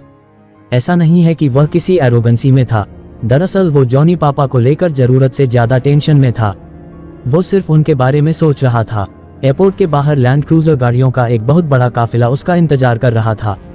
रेहान के वहां पहुंचने से पहले ही कुछ गाड़ियां उसी रास्ते पर रवाना कर दी गई थी जिस रास्ते से रेहान को जाना था, ताकि आगे रास्ता क्लियर रखा जा सके। रेहान की टीम आगे वाली टीम के कांटेक्ट में थी। जैसे जैसे रेहान का काफिला आगे बढ़ रहा था उसके लोग पहले से ही रोड को क्लियर रख रहे थे। आम लोगों को रोड के दोनों साइड रुकना पड़ रहा था ताकि रेहान का काफिला निकल सके। लोगों में बेचैनी बढ़ रही थी कि आखिर ऐसा कौन जा रहा है जो आम जनता को ऐसे रोक दिया गया है। वहां के लोगों को तो ये यकीन हो गया था कि हो ना हो ये काफिला हमारे प्रधानमंत्री जी का ही है। वहां ऐसा अरेंजमेंट आज तक किसी ने भी नहीं देखा था। एक साथ 40 लैंड क्रूजर गाड़ियां आगे पीछे थी। रेहान ने डमरू को रास्ते फोन किया और कहा, डमरू मैं पटना पहुंच चुका हूं, बल्कि मानेर पहुंचने वाला हूं। मुझे ये बताओ कि जॉनी पापा कौन से हॉस्पिटल में है। रेहान की बात सुनकर डमरू को जैसे शौक लगा। उसने हैरानी से पूछा, भला इतनी जल्दी तुम यहाँ कैसे पहुंच सकते हो। डमरू को कोई आइडिया नहीं था कि रेहान किस लेवल का रिच हो चुका है। वह तो उसे अब भी अपने में से ही एक समझ रहा था। उसको लगा कि ट्रेन से भी आएगा तो कम से कम 24 घंटे लगेंगे, फिर इतनी जल्दी वह कैसे आ गया। डमरू ने घड़ी की तरफ देखा। रेहान को फोन किए अभी 4 घंटे भी पूरे नहीं हुए थे और रेहान कह रहा है कि वह पहुंच गया है। ये तो किसी करिश्मे जैसा था। डमरू को कुछ समझ नहीं आया कि रेहान क्या कह रहा है। उसने रेहान को बोला, तू पहले से ही पटना में होगा तभी तो यहाँ पहुँचने वाला है, वरना तू दिल्ली से पटना उड़कर आ गया क्या। रेहान ने कहा, हाँ उड़कर ही आया हूँ, और बाकी बातें तुझे मिलकर बताऊंगा। पहले ये बता कि जॉनी पापा कहाँ हैं। डमरू ने जवाब दिया, यही के सिविल हॉस्पिटल में हैं, मैं भी उन्हीं के पास हूँ। रेहान ने कहा, ठीक है मैं वहाँ पहुँचता हूँ, और फोन काट दिया। 15 मिनट बाद रेहान हॉस्पिटल पहुँच गया। उसने इंक्वायरी काउंटर पर जॉनी पापा के बारे में पता किया कि वह किस वार्ड में है। इंक्वायरी काउंटर पर बैठी लड़की ने बताया कि mister John D'Souza general ward के बेड नंबर 10 पर हैं। रेहान तेजी से जनरल वार्ड की तरफ बढ़ा। वार्ड के बाहर पहुंचकर वह रुक गया। घबराहट में उसकी हार्ट बीट बहुत तेज चल रही थी। कुछ देर उसने गहरी लंबी सांस ली और खुद को काम डाउन करने की कोशिश की। पता नहीं क्यों पर रेहान को इंट्यूशन हो रहा था कि जैसे कुछ और भी गड़बड़ है। डमरू उससे जरूर कुछ छुपा रहा है। रेहान जॉनी पापा से मिलने मानेर के सिविल हॉस्पिटल में पहुंच चुका था। इस वक्त वह उनके वार्ड के बाहर खड़ा खुद को काम डाउन करने की कोशिश कर रहा था। रेहान की जॉनी पापा से अटैचमेंट सगे बेटे जैसी थी। उसका दिल बहुत बुरी तरह धड़क रहा था कि वह ठीक हो। खुद को संभाल कर जब उसने एंटर किया तो जॉनी पापा का बेड बिल्कुल दरवाजे के सामने दिखा। उनकी हालत देखकर कुछ पल तो रेहान अपनी आंखों पर यकीन ही नहीं कर पाया। हमेशा हंसते मुस्कुराते रहने वाले सेहतमंद जॉनी पापा सामने बेड पर किसी सूखी हुई लकड़ी जैसे दिख रहे थे। उनकी आंखें बंद थी, उनके शरीर में बहुत सारी ट्यूब्स लगी हुई थी। डमरू वही पास में स्टूल पर सिर झुकाए बैठा था। रेहान के अंदर एंटर करते ही डमरू की नज़र भी रेहान पर पड़ी। अपने शानदार महंगे कपड़ों और स्टाइलिश हेयर कट में रेहान इतना अलग लग रहा था कि कुछ पल डमरू को उसे पहचानने में लग गए। वह तेजी से रेहान की तरफ बढ़ा पर ठिठक कर रुक गया। उसके इस तरह रुकने से रेहान हैरान हुआ पर फिर उसकी झिझक समझ गया। रेहान ने खुद आगे बढ़कर उसे गले लगाते हुए कहा, कैसा है मेरे भाई? डमरू अभी भी हक्का बक्का था। उसने रेहान को कहा, तू तो एकदम पहचान में नहीं आ रहा यार, एकदम बदल गया है तू तो। कोई लॉटरी वगैरह लग गई है क्या, या कहीं बड़ी जगह नौकरी मिल गई है? रेहान उसकी बात पर मुस्कुरा दिया और कहा, ये सब मैं तुझे बाद में बताऊंगा, अभी मुझे ये बता कि जॉनी पापा की तबीयत कैसी है। डमरू ने पलटकर जॉनी पापा के बेड की तरफ देखा और कहा, तेरे सामने ही हैं, तू खुद ही देख ले किस हद तक कमजोर हो चुके हैं। डॉक्टर के आने का टाइम भी हो गया है, 6 बजे डॉक्टर राउंड पर आता है, बस आने ही वाला होगा। तू खुद ही उनसे बात करके पूछना कि पापा की एग्जैक्ट कंडीशन क्या है। मुझे तो उनके बड़े बड़े मेडिकल टर्म्स समझ भी नहीं आते। वो दोनों बहुत धीरे धीरे बात कर रहे थे पर जैसे जॉनी पापा तो रेहान की आवाज़ सुनने के लिए ही तरस रहे हो। दवाइयों के नशे में भी उनके कान में रेहान की आवाज़ पड़ी तो उनके शरीर में हरकत होने लगी। उन्होंने धीरे धीरे आंखें खोली। वो मिचमिचाती आंखों से रेहान को पहचानने की कोशिश कर रहे थे। रेहान ने जैसे ही उनकी पलकों में हलचल होती हुई देखी, रेहान तेजी से उनकी तरफ बढ़ा। रेहान ने उनका हाथ अपने दोनों हाथों में थाम लिया। उन्होंने कुछ बोलने की कोशिश की पर वो बोल नहीं सके। उनकी आंखों से 2 बूंद आंसू लुढ़क गए। रेहान ने आगे बढ़कर उनके सिर पर हाथ फेरा और फिर माथा चूम लिया। उसके बाद पैरों की तरफ बढ़ा और पैर छूते हुए कहा, प्रणाम जॉनी पापा, अब आप फिक्र मत कीजिए, अब आपका बेटा आ गया है, मैं सब ठीक कर दूंगा। जॉनी बाबा ने आंखों के इशारे से रेहान को अपने पास बुलाया। रेहान ने उनके चेहरे के पास जाकर धीरे से पूछा, आप कुछ कहना चाहते हैं पापा? उन्होंने बहुत हिम्मत करके धीरे धीरे बोलना शुरू किया, मेरे प्यारे बच्चे, तू क्यों परेशान हुआ रे? तेरी पढ़ाई खराब होगी, तुझे नहीं आना चाहिए था। इतना बोलने पर ही उनको बहुत तेज खांसी उठने लगी। रेहान ने उनकी छाती सहलानी शुरू की। डमरू ने जल्दी से उन्हें पानी दिया। रेहान ने उन्हें कहा, आप बिल्कुल कुछ मत कहिए जॉनी पापा, और मेरी पढ़ाई खराब नहीं हो रही, कॉलेज खत्म ही होने वाला है, वैसे भी अब मैं वेल सेटल्ड हूँ। देखिए तो सही, आपका रेहान अब बड़ा आदमी बन गया है। जॉनी पापा को ये बताते हुए रेहान की आंखें भी भर आई। जॉनी पापा ने उसे ऊपर से नीचे तक देखा और उनकी आंखें खुशी से चमकने लगी। उन्होंने धीरे से हाथ आशीर्वाद की मुद्रा में उठाया। रेहान ने उनका हाथ थामते हुए कहा, ये सब कुछ आपकी साधना से हो पाया है पापा, वरना मैं तो उस भूख और गरीबी में ही मर गया होता। वह रेहान को कुछ जवाब देते इतने में ही डॉक्टर राउंड पर आ गए। उन्होंने रेहान को इस तरह जॉनी पापा का हाथ पकड़कर बैठे देखा तो पूछा, आप इनके परिवार के सदस्य हैं? रेहान ने पलटकर कहा, यस डॉक्टर, मैं इनका बेटा हूँ। इस बार डॉक्टर थोड़ा सख्त लहजे में बोला, इनकी कंडीशन काफी खराब है, आप अभी तक कहाँ थे? रेहान ने शर्मिंदा होते हुए कहा, सर मैं दिल्ली में पढ़ता हूँ, मुझे आइडिया नहीं था पापा की तबीयत इतनी खराब है, जैसे ही पता चला मैं फौरन आया हूँ। मेरी पढ़ाई खराब ना हो इसलिए पापा ने मुझ तक ये बात पहुँचने नहीं दी। डॉक्टर ने हाँ में सिर हिलाते हुए रेहान को कहा, ओके आई अंडरस्टैंड, मैं एक बार बाकी पेशेंट्स को चेक कर लूँ, 15 मिनट बाद आप मुझे मेरे केबिन में मिलिएगा, कुछ जरूरी बातें करनी है। डॉक्टर के ये कहते ही रेहान का दिल धक रह गया। उसे पहले ही लग रहा था कि कोई बड़ी बात है जो शायद डमरू को भी नहीं पता। 15 मिनट बाद रेहान डॉक्टर के केबिन में उनके सामने बैठा था। उसके सामने जॉनी पापा की रिपोर्ट रखी थी। डॉक्टर कह रहा था, जैसा कि आप रिपोर्ट में देख ही सकते हैं मिस्टर रेहान की आपके फादर की कंडीशन अच्छी नहीं है। हार्ट अटैक से तो हमने उन्हें बचा लिया है पर इन सारी टेस्टिंग के दौरान पता चला कि उनको कैंसर है। रिपोर्ट बताती है कि उनका कैंसर टर्मिनल स्टेज पर है। जो लड़का बाहर बैठा है उसको मेरी बात समझ नहीं आ रही थी। आप पढ़े लिखे हैं, आई होप आप टर्मिनल स्टेज का मतलब समझते हैं। रेहान हाथ में पेपर पकड़े हुए सिर झुकाए सन बैठा था। वो धीरे से बुदबुदाया, नॉन क्यूरेबल। डॉक्टर ने कहा, एग्जैक्टली, मुझे नहीं लगता कि जिस तरह से उनका शरीर कमजोर है और जो उनकी उम्र है वह कैंसर जैसी बीमारी को बहुत समय तक झेल पाएंगे। आप लोगों के पास थोड़ी बहुत ही पूंजी होगी, वो भी अगर आप इनके इलाज में लुटा देंगे तो कोई समझदारी की बात नहीं है। मैं तो आपको यही एडवाइस दूंगा कि आप इन्हें यहाँ से ले जाए और जिंदगी के बचे हुए दिन ज़्यादा से ज़्यादा खुशियाँ देने की कोशिश कीजिए। मेरे हिसाब से उनके पास हद से हद अब 6 महीने बचे हैं। डॉक्टर का इतना निराशा भरा रवैया रेहान को बहुत ही नागवार गुजरा। इस बार रेहान ने बहुत सख्त लहजे में डॉक्टर को कहा, मुझे आपकी बात समझ आ रही है कि उनको टर्मिनल स्टेज का कैंसर है, पर मुझे यह नहीं समझ आ रहा कि आप किस बिना पर कह रहे हैं कि उनके पास सिर्फ 6 महीने बचे हैं। जहां तक मेरी जानकारी है, अगर उन्हें ठीक से ट्रीटमेंट मिले तो उनको सालों बहुत अच्छी कंडीशन में रखा जा सकता है। रेहान की बात पर डॉक्टर चिढ़ गया। उसने रेहान को गुस्से में कहा, अब तुम डॉक्टर को पढ़ाओगे मेडिकल टर्म्स और कंडीशंस के बारे में। ठीक है, मैं एग्री करता हूं तुम्हारी बात से कि अच्छे ट्रीटमेंट से उनको सालों जिंदा रखा जा सकता है, पर कौन से अच्छे ट्रीटमेंट से?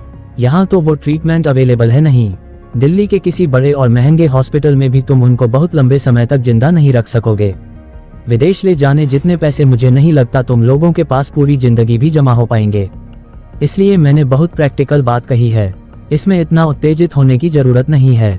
उम्र में छोटे हो इसलिए मैंने तुमको एक पिता की तरह समझाते हुए वही करने को कहा है जो करना तुम्हारे हित में है। कैंसर के साथ अभी हार्ट अटैक होकर चुका है और भी काफी कॉम्प्लिकेशंस है। तभी मैंने कहा कि इनके ऊपर पैसा बर्बाद करने की बजाय इन्हें घर ले जाकर अब बचे हुए दिन इन्हें खुशियां दीजिए। रेहान ने कुर्सी पर से उठते हुए डॉक्टर को कहा, आपकी इस एडवाइस के लिए बहुत शुक्रिया डॉक्टर साहब, मुझे बस चंद घंटे का समय दीजिए। मैं अपने पिता को यहाँ से लेकर जा रहा हूँ और हाँ, आपने मेरे पिता की जिंदगी बचाई, इसके लिए मैं आपका एहसानमंद हूँ। यूँ तो उनकी जान की कोई कीमत नहीं है, फिर भी मैं आपका शुक्रिया अदा करते हुए आपको ये देना चाहता हूँ। कहकर रेहान ने एक ब्रीफकेस टेबल पर रख दिया। डॉक्टर ने रेहान को कहा, मैं तुम्हारा दिल नहीं दुखाना चाहता था बच्चे, पर जो सच है वह बताना मेरा फर्ज था।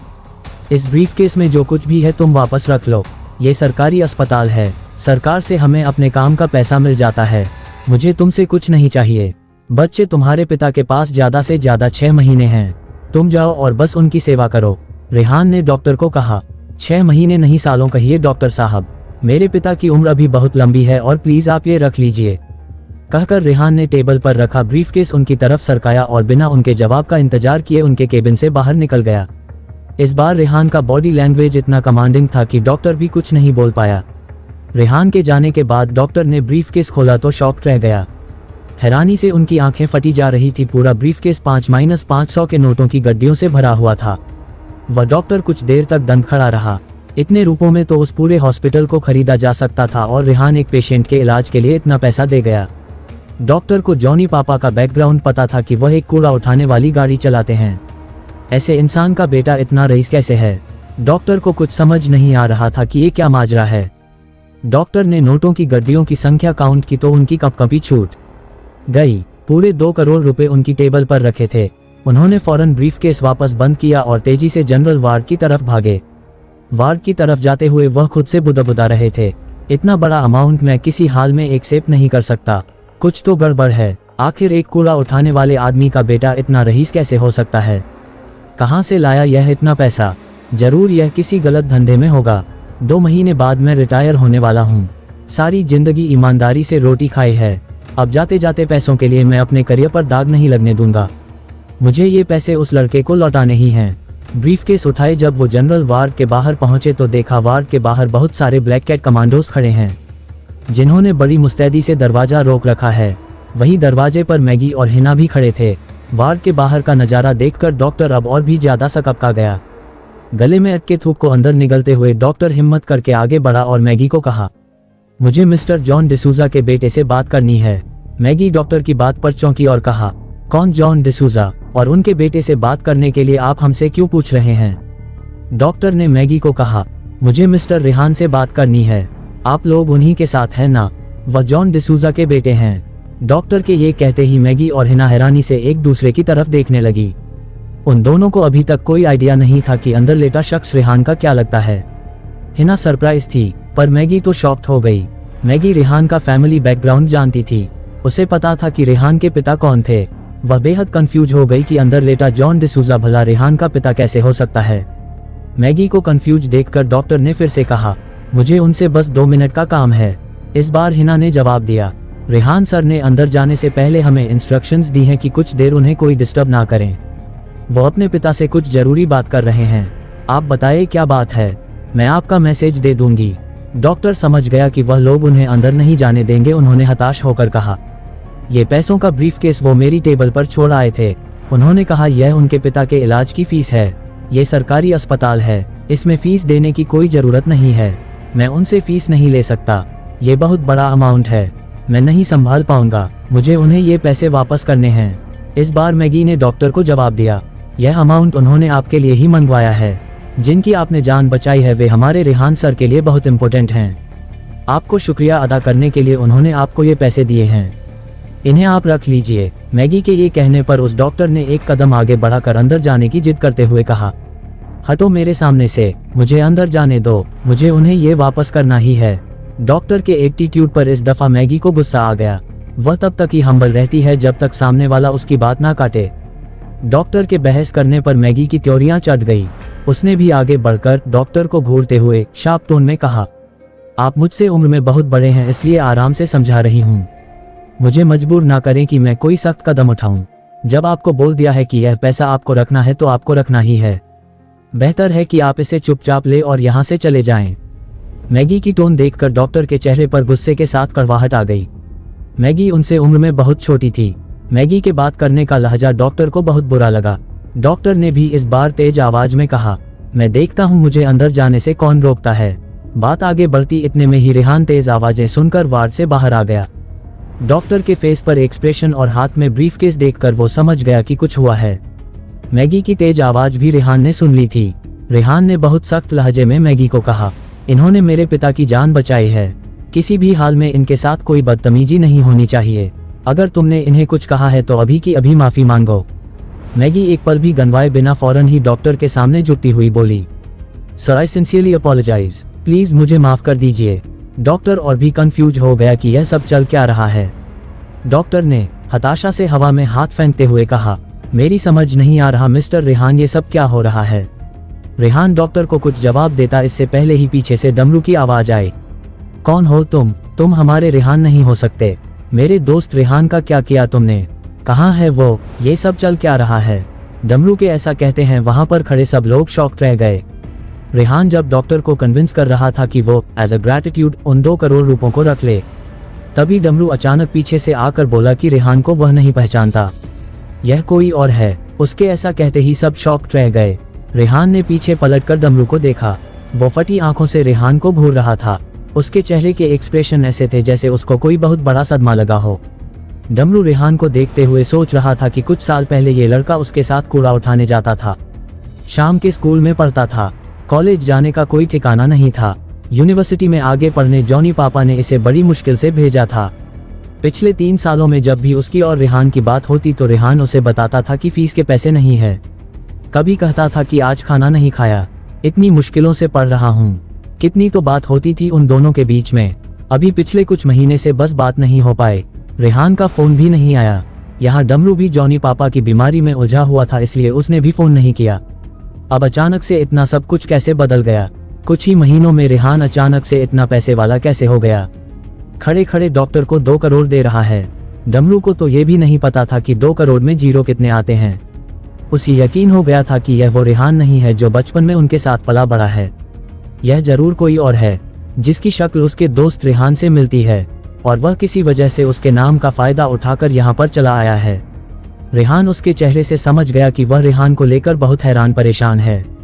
रेहान ने आगे बढ़कर उसके कंधे थामते हुए कहा, मैं तेरा भाई, तेरा दोस्त रेहान ही हूँ यार, मैं सब बताऊंगा, तू परेशान मत हो। पर अभी जॉनी पापा की सेहत ज्यादा इम्पोर्टेंट है, हमें अभी उस पर फोकस करना है। मैं आराम से तुझे बाद में सब कुछ बताता हूँ, पर प्लीज अभी तू शांत रह। उत्तेजित होकर डमरू रेहान के लिए यह बोल तो गया, पर उसके आसपास इतने सारे कैट कमांडोज देखकर वह खुद भी नर्वस था। डमरू अब रेहान को लेकर डर रहा था कि पता नहीं ये कौन है। उसने रेहान की बात का कोई जवाब नहीं दिया। डमरू को शांत रहने को कहकर रेहान ने पलटकर डॉक्टर को कहा, सर आप परेशान मत होइए, सब ठीक है, कोई बड़ी बात नहीं है, आप रिलैक्स रहिए। सिर्फ एक फेवर कीजिए कि जल्दी से जल्दी मेरे पापा के डिस्चार्ज पेपर तैयार करवा दीजिए, मैं उन्हें अभी यहाँ से लेकर जा रहा हूँ। डॉक्टर ने कहा, वह तो मैं अभी करवा ही दूंगा, थोड़ी सी फॉर्मेलिटीज है, वह पूरी करते ही अपने फादर को तुम यहाँ से ले जा सकते हो, पर यह अपने 2 करोड़ वापस रख लो। ये बहुत बड़ा अमाउंट है, मैं इसे नहीं ले सकता। रेहान ने डॉक्टर से कहा, सर प्लीज आई रिक्वेस्ट, यह आप रख लीजिए, यकीन कीजिए यह मेरे लिए बहुत छोटी रकम है और मेरी पिता की जान की कीमत के आगे तो कुछ भी नहीं है। डॉक्टर समझ गया कि रेहान से बहस करना बेकार है। डमरू और रेहान के बीच में क्या चल रहा है ये भी डॉक्टर को समझ नहीं आ रहा था। वो उस रकम को बिल्कुल नहीं लेना चाहता था, पर अब उसके पास कोई और चारा बचा नहीं था। रेहान का एटीट्यूड देखकर वह चुपचाप उस ब्रीफकेस को लेकर वहां से चला गया। डॉक्टर के जाने के बाद रेहान ने जेब से फोन निकाला और अंकल चौहान को फोन मिलाया। अंकल चौहान के फोन उठाते ही रेहान ने कहा, अंकल चौहान, हमारी फैमिली के मेंबर्स का जिस हॉस्पिटल में ट्रीटमेंट होता है उस हॉस्पिटल में मुझे अपने किसी स्पेशल पर्सन को एडमिट करना है। मुझे उनके लिए वर्ल्ड की बेस्ट ट्रीटमेंट चाहिए। मैं इस समय पटना के पास मानेर जिले में हूँ। आप एक ऐसा प्राइवेट प्लेन अरेंज कीजिए जिसमें सारे मेडिकल इक्विपमेंट्स हो, साथ में एफिशिएंट डॉक्टर्स की टीम भी भेजिएगा। मुझे यहाँ से किसी को अपने फैमिली हॉस्पिटल में ट्रांसफर करना है। अंकल चौहान ने कहा, तुम्हारे जॉनी पापा बीमार है क्या? रेहान उनकी बात पर हैरान रह गया। रेहान को लग रहा था कि घर से निकालने के बाद किसी ने उनकी सुध नहीं ली, पर अंकल चौहान की बात से वो समझ गया कि उनकी फैमिली उस पर लगातार नजर रखे थी कि वो कहाँ और किसके साथ था। रेहान ने अंकल चौहान को कहा, हाँ वही है, मेरी माँ, मेरे पिता, मेरे सब कुछ मेरे लिए वही है। उनके ट्रीटमेंट में इतनी सी भी कमी नहीं आनी चाहिए। अंकल चौहान ने कहा, सब हो जाएगा रेहान, तुम परेशान मत हो, कुछ ही देर में तुम्हारे पास प्राइवेट प्लेन और डॉक्टर्स पहुंच जाएंगे। कहकर उन्होंने फोन रख दिया। रेहान ने जब पलटकर जॉनी पापा की तरफ देखा तो वह भी उसे अब बहुत हैरानी से देख रहे थे। रेहान समझ गया कि उन्होंने रेहान और डॉक्टर की बातें सुन ली है। रेहान ने उनके पास आकर कहा, जॉनी पापा आप परेशान मत होइए, कोई बड़ी बात नहीं है। मुझे कैंपस से ही एक बहुत बड़ी पोस्ट मिल गई है। मैं कोई गलत काम नहीं कर रहा हूँ। मैं बाद में आपको सब कुछ डिटेल में बताता हूँ। अभी सबसे ज्यादा जरूरी आपके ट्रीटमेंट पर फोकस करना है। मैंने आपके इलाज के लिए यहाँ से बहुत बेहतर अरेंजमेंट्स किए हैं। हम इस हॉस्पिटल से आज डिस्चार्ज ले लेंगे। मैं आपको एक बड़े हॉस्पिटल में शिफ्ट कर रहा हूँ जहाँ पर आपका सही ट्रीटमेंट होगा। पापा आप वहाँ बहुत जल्दी ठीक हो जाएंगे। रेहान की बात सुनकर जॉनी पापा ने बहुत धीमी आवाज में अटक अटक कर बोलते हुए रेहान से कहा, मैं अब ठीक नहीं हो सकता। मुझे पता है कि मुझे कैंसर है। मेरे ऊपर अपने पैसे बर्बाद मत करो। ईश्वर की कृपा है कि तुम अब बड़े आदमी बन गए हो।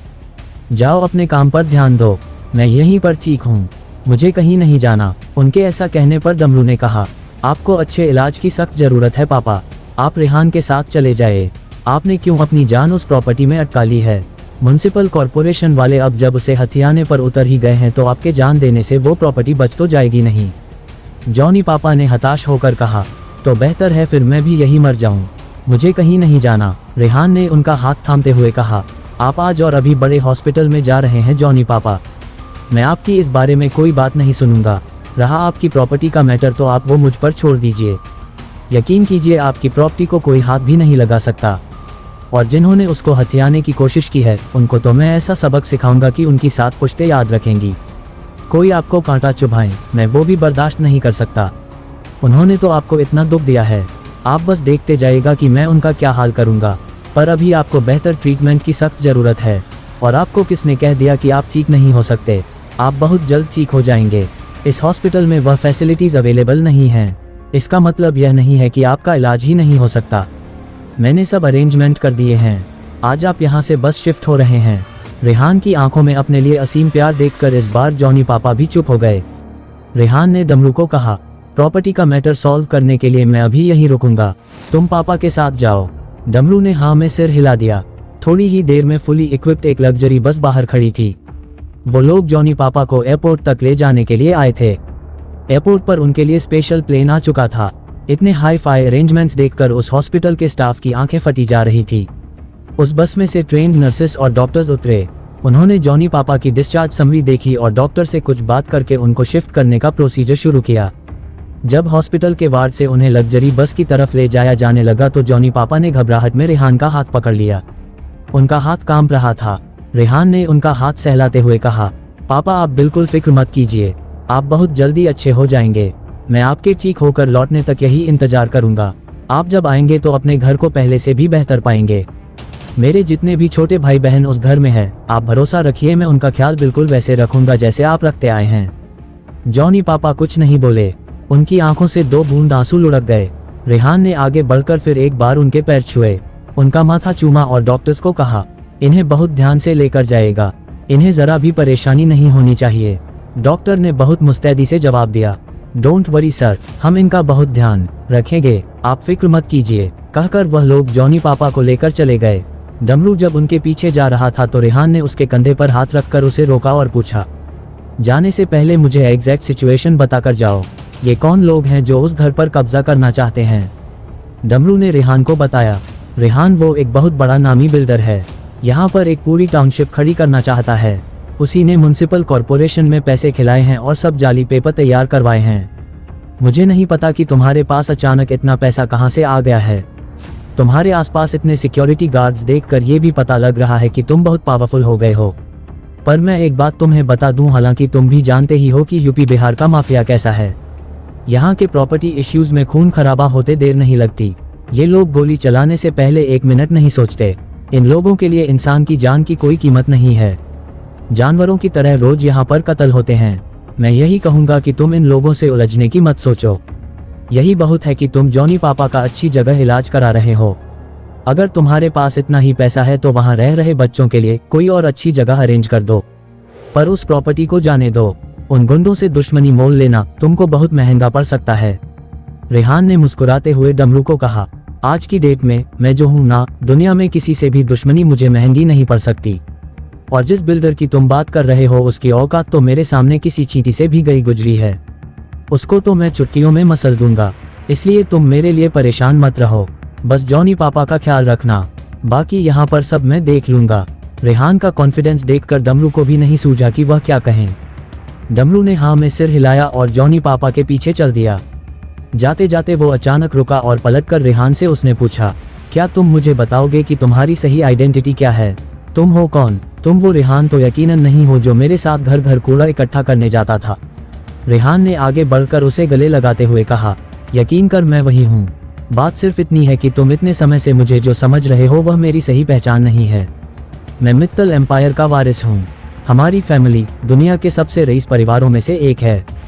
डमरू ने हंसते हुए बोला, पागल बनाने को मैं ही मिला हूँ। अगर तू इतने बड़े खानदान से है तो मेरे साथ कचरा क्यों ढोता था? सड़क पर भूखा प्यासा मारा मारा क्यों फिरता था? मुझे बहुत अच्छे से याद है जब जॉनी पापा तुझे घर लेकर आए थे तो तेरी हालत भिखारियों से भी बदतर थी। तू इतनी बड़े परिवार का वारिस कैसे हो सकता है? अगर तू इतना ही रईस होता तो वह तुझे सड़क पर मरने के लिए थोड़ी फेंक देते। जब डमरू ने रेहान की बात पर यकीन नहीं किया तो रेहान ने उसे मित्तल एम्पायर के सख्त नियमों के बारे में बताया कि कैसे उन नियमों के अनुसार उसके परिवार के वारिस को 15 साल की उम्र में 6 साल के लिए घर से निकाल दिया जाता है, ताकि 21 साल की उम्र तक वो रफ टफ बनकर इतने बड़े अंपायर को संभालने लायक बन सके। डमरू बहुत हैरानी से रेहान की बातें सुन रहा था, पर उसे अब भी यकीन नहीं था कि यह सब सच है।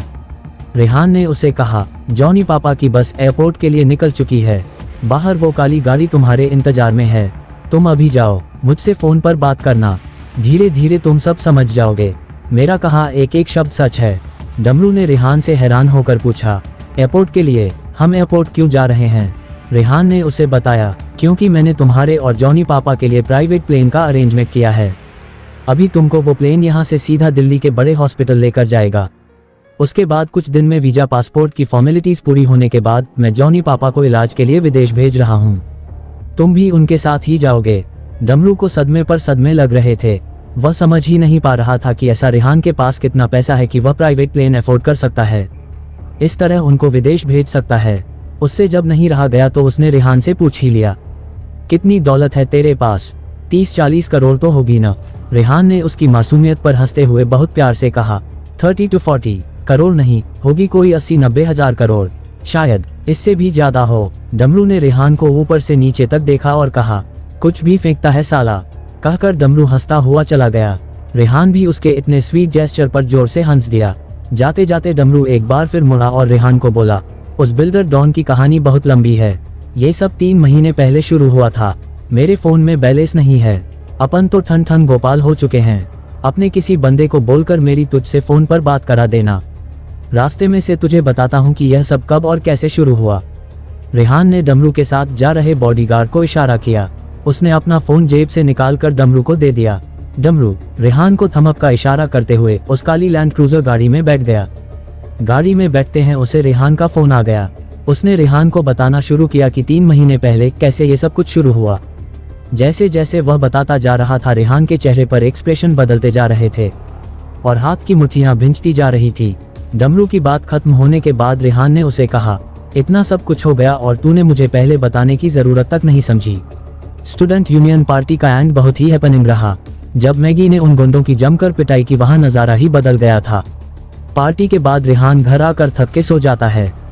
मैगी भी अपने कमरे में आराम करने चली जाती है। अगले दिन ब्रेकफास्ट पर रेहान सबको बताता है कि वह शाम की फ्लाइट से दिल्ली वापस जा रहा है। रेहान की बात सुनकर जूही को बहुत शौक लगता है। वह उदास होकर रेहान से बोली, भाई एकदम यूं अचानक से जाने का प्रोग्राम बना लिया, कुछ दिन रुक जाते ना। रेहान ने जूही से कहा, पहले ही बहुत दिन हो चुके हैं, मेरा काम वहां पर बहुत रुका हुआ है, एग्जाम भी आने वाले हैं, मुझे वापस जाना ही होगा। जूही को बहुत दुख हो रहा था कि रेहान वापस जा रहा है, पर वह उसे रोक भी नहीं सकती थी। उसने उदास मन से पूछा, अब दोबारा कब आएंगे भाई? रेहान ने जूही को कहा, बहुत जल्दी तो नहीं आ सकूंगा जूही, मेरा वहां भी बहुत सारा काम पेंडिंग है, पर जब भी मुमकिन होगा मैं पूरी कोशिश करूंगा। जूही ने रेहान को कहा, कोशिश नहीं भाई, आपको आना ही होगा, एग्जाम के बाद भी तो आपकी छुट्टियां होंगी, तब तो आपको जरूर ही आना है। रेहान ने मुस्कुराते हुए उसके सिर पर हाथ रखा और कहा, ठीक है, एग्जाम के बाद जो छुट्टियां होंगी तब मैं पक्का आऊंगा, पर अब तुमको एक बात याद रखनी है कि तुम लोग अब गरीब नहीं रहे हो। पैसे खर्च करते हुए सोचना मत, अच्छे से अच्छे कपड़े पहनना, बढ़िया हेल्दी खाना खाना। इन सब बच्चों का नए स्कूल में एडमिशन डमरू करा देगा और तुमको भी यह घर के काम अब से नहीं करने हैं, सिर्फ अपनी पढ़ाई पर ध्यान देना है। याद है ना, 95% से ज्यादा लेकर आने हैं ताकि तुम्हारा दिल्ली यूनिवर्सिटी में एडमिशन हो सके। रेहान का प्यार देखकर जूही रो पड़ी और उससे लिपट गई। रेहान ने भी उसे कसकर गले लगा लिया। उसको छोड़कर जाते हुए रेहान को भी दुख हो रहा था। रेहान का मन था कि वह जूही को साथ ले जाए, पर वह इस तरह जूही को नहीं ले जा सकता था।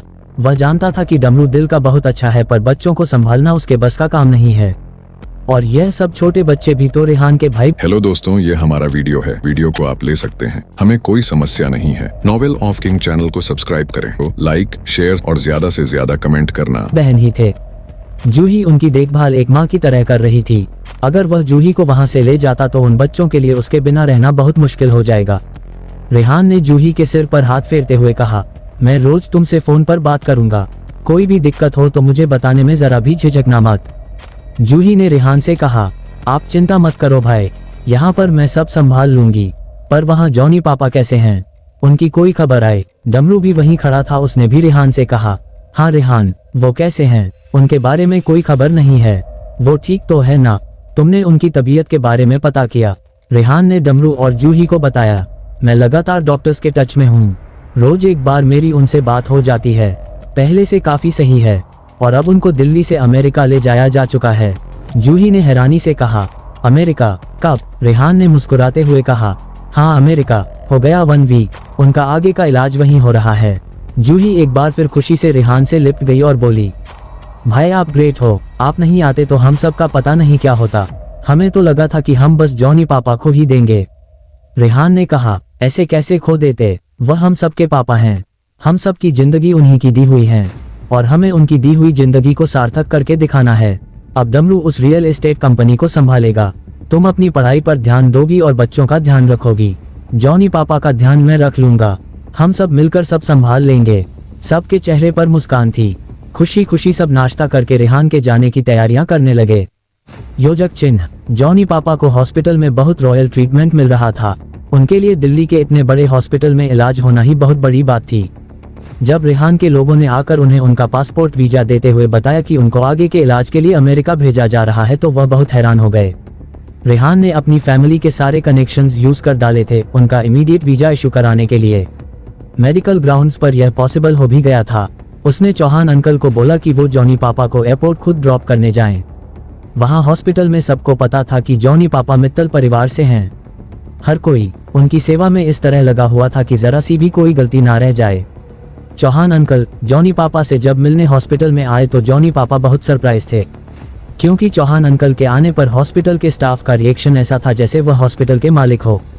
जॉनी पापा कंफ्यूज होते हुए बोले, मैंने आपको पहचाना नहीं, क्या हम पहले मिल चुके हैं? चौहान अंकल बोले, कैसे पहचानेंगे, हम पहली बार मिल रहे हैं, मैं रेहान का चौहान अंकल हूँ। बचपन में मैंने ही उसकी देखभाल की है। रेहान जॉनी पापा को फोन पर चौहान अंकल के बारे में बता चुका था। जॉनी पापा फौरन बोले, अरे आपने खुद आने की तकलीफ क्यों की? चौहान अंकल ने कहा, तकलीफ की क्या बात है, ये तो मेरी ड्यूटी है, आपको यहाँ किसी तरह की कोई दिक्कत तो नहीं? जॉनी पापा ने कहा, दिक्कत भला क्या होगी, आप लोगों ने तो सब कुछ इतना 5 स्टार अरेंजमेंट किया हुआ है कि मैं आपको कैसे थैंक यू बोलूं, मुझे खुद नहीं पता।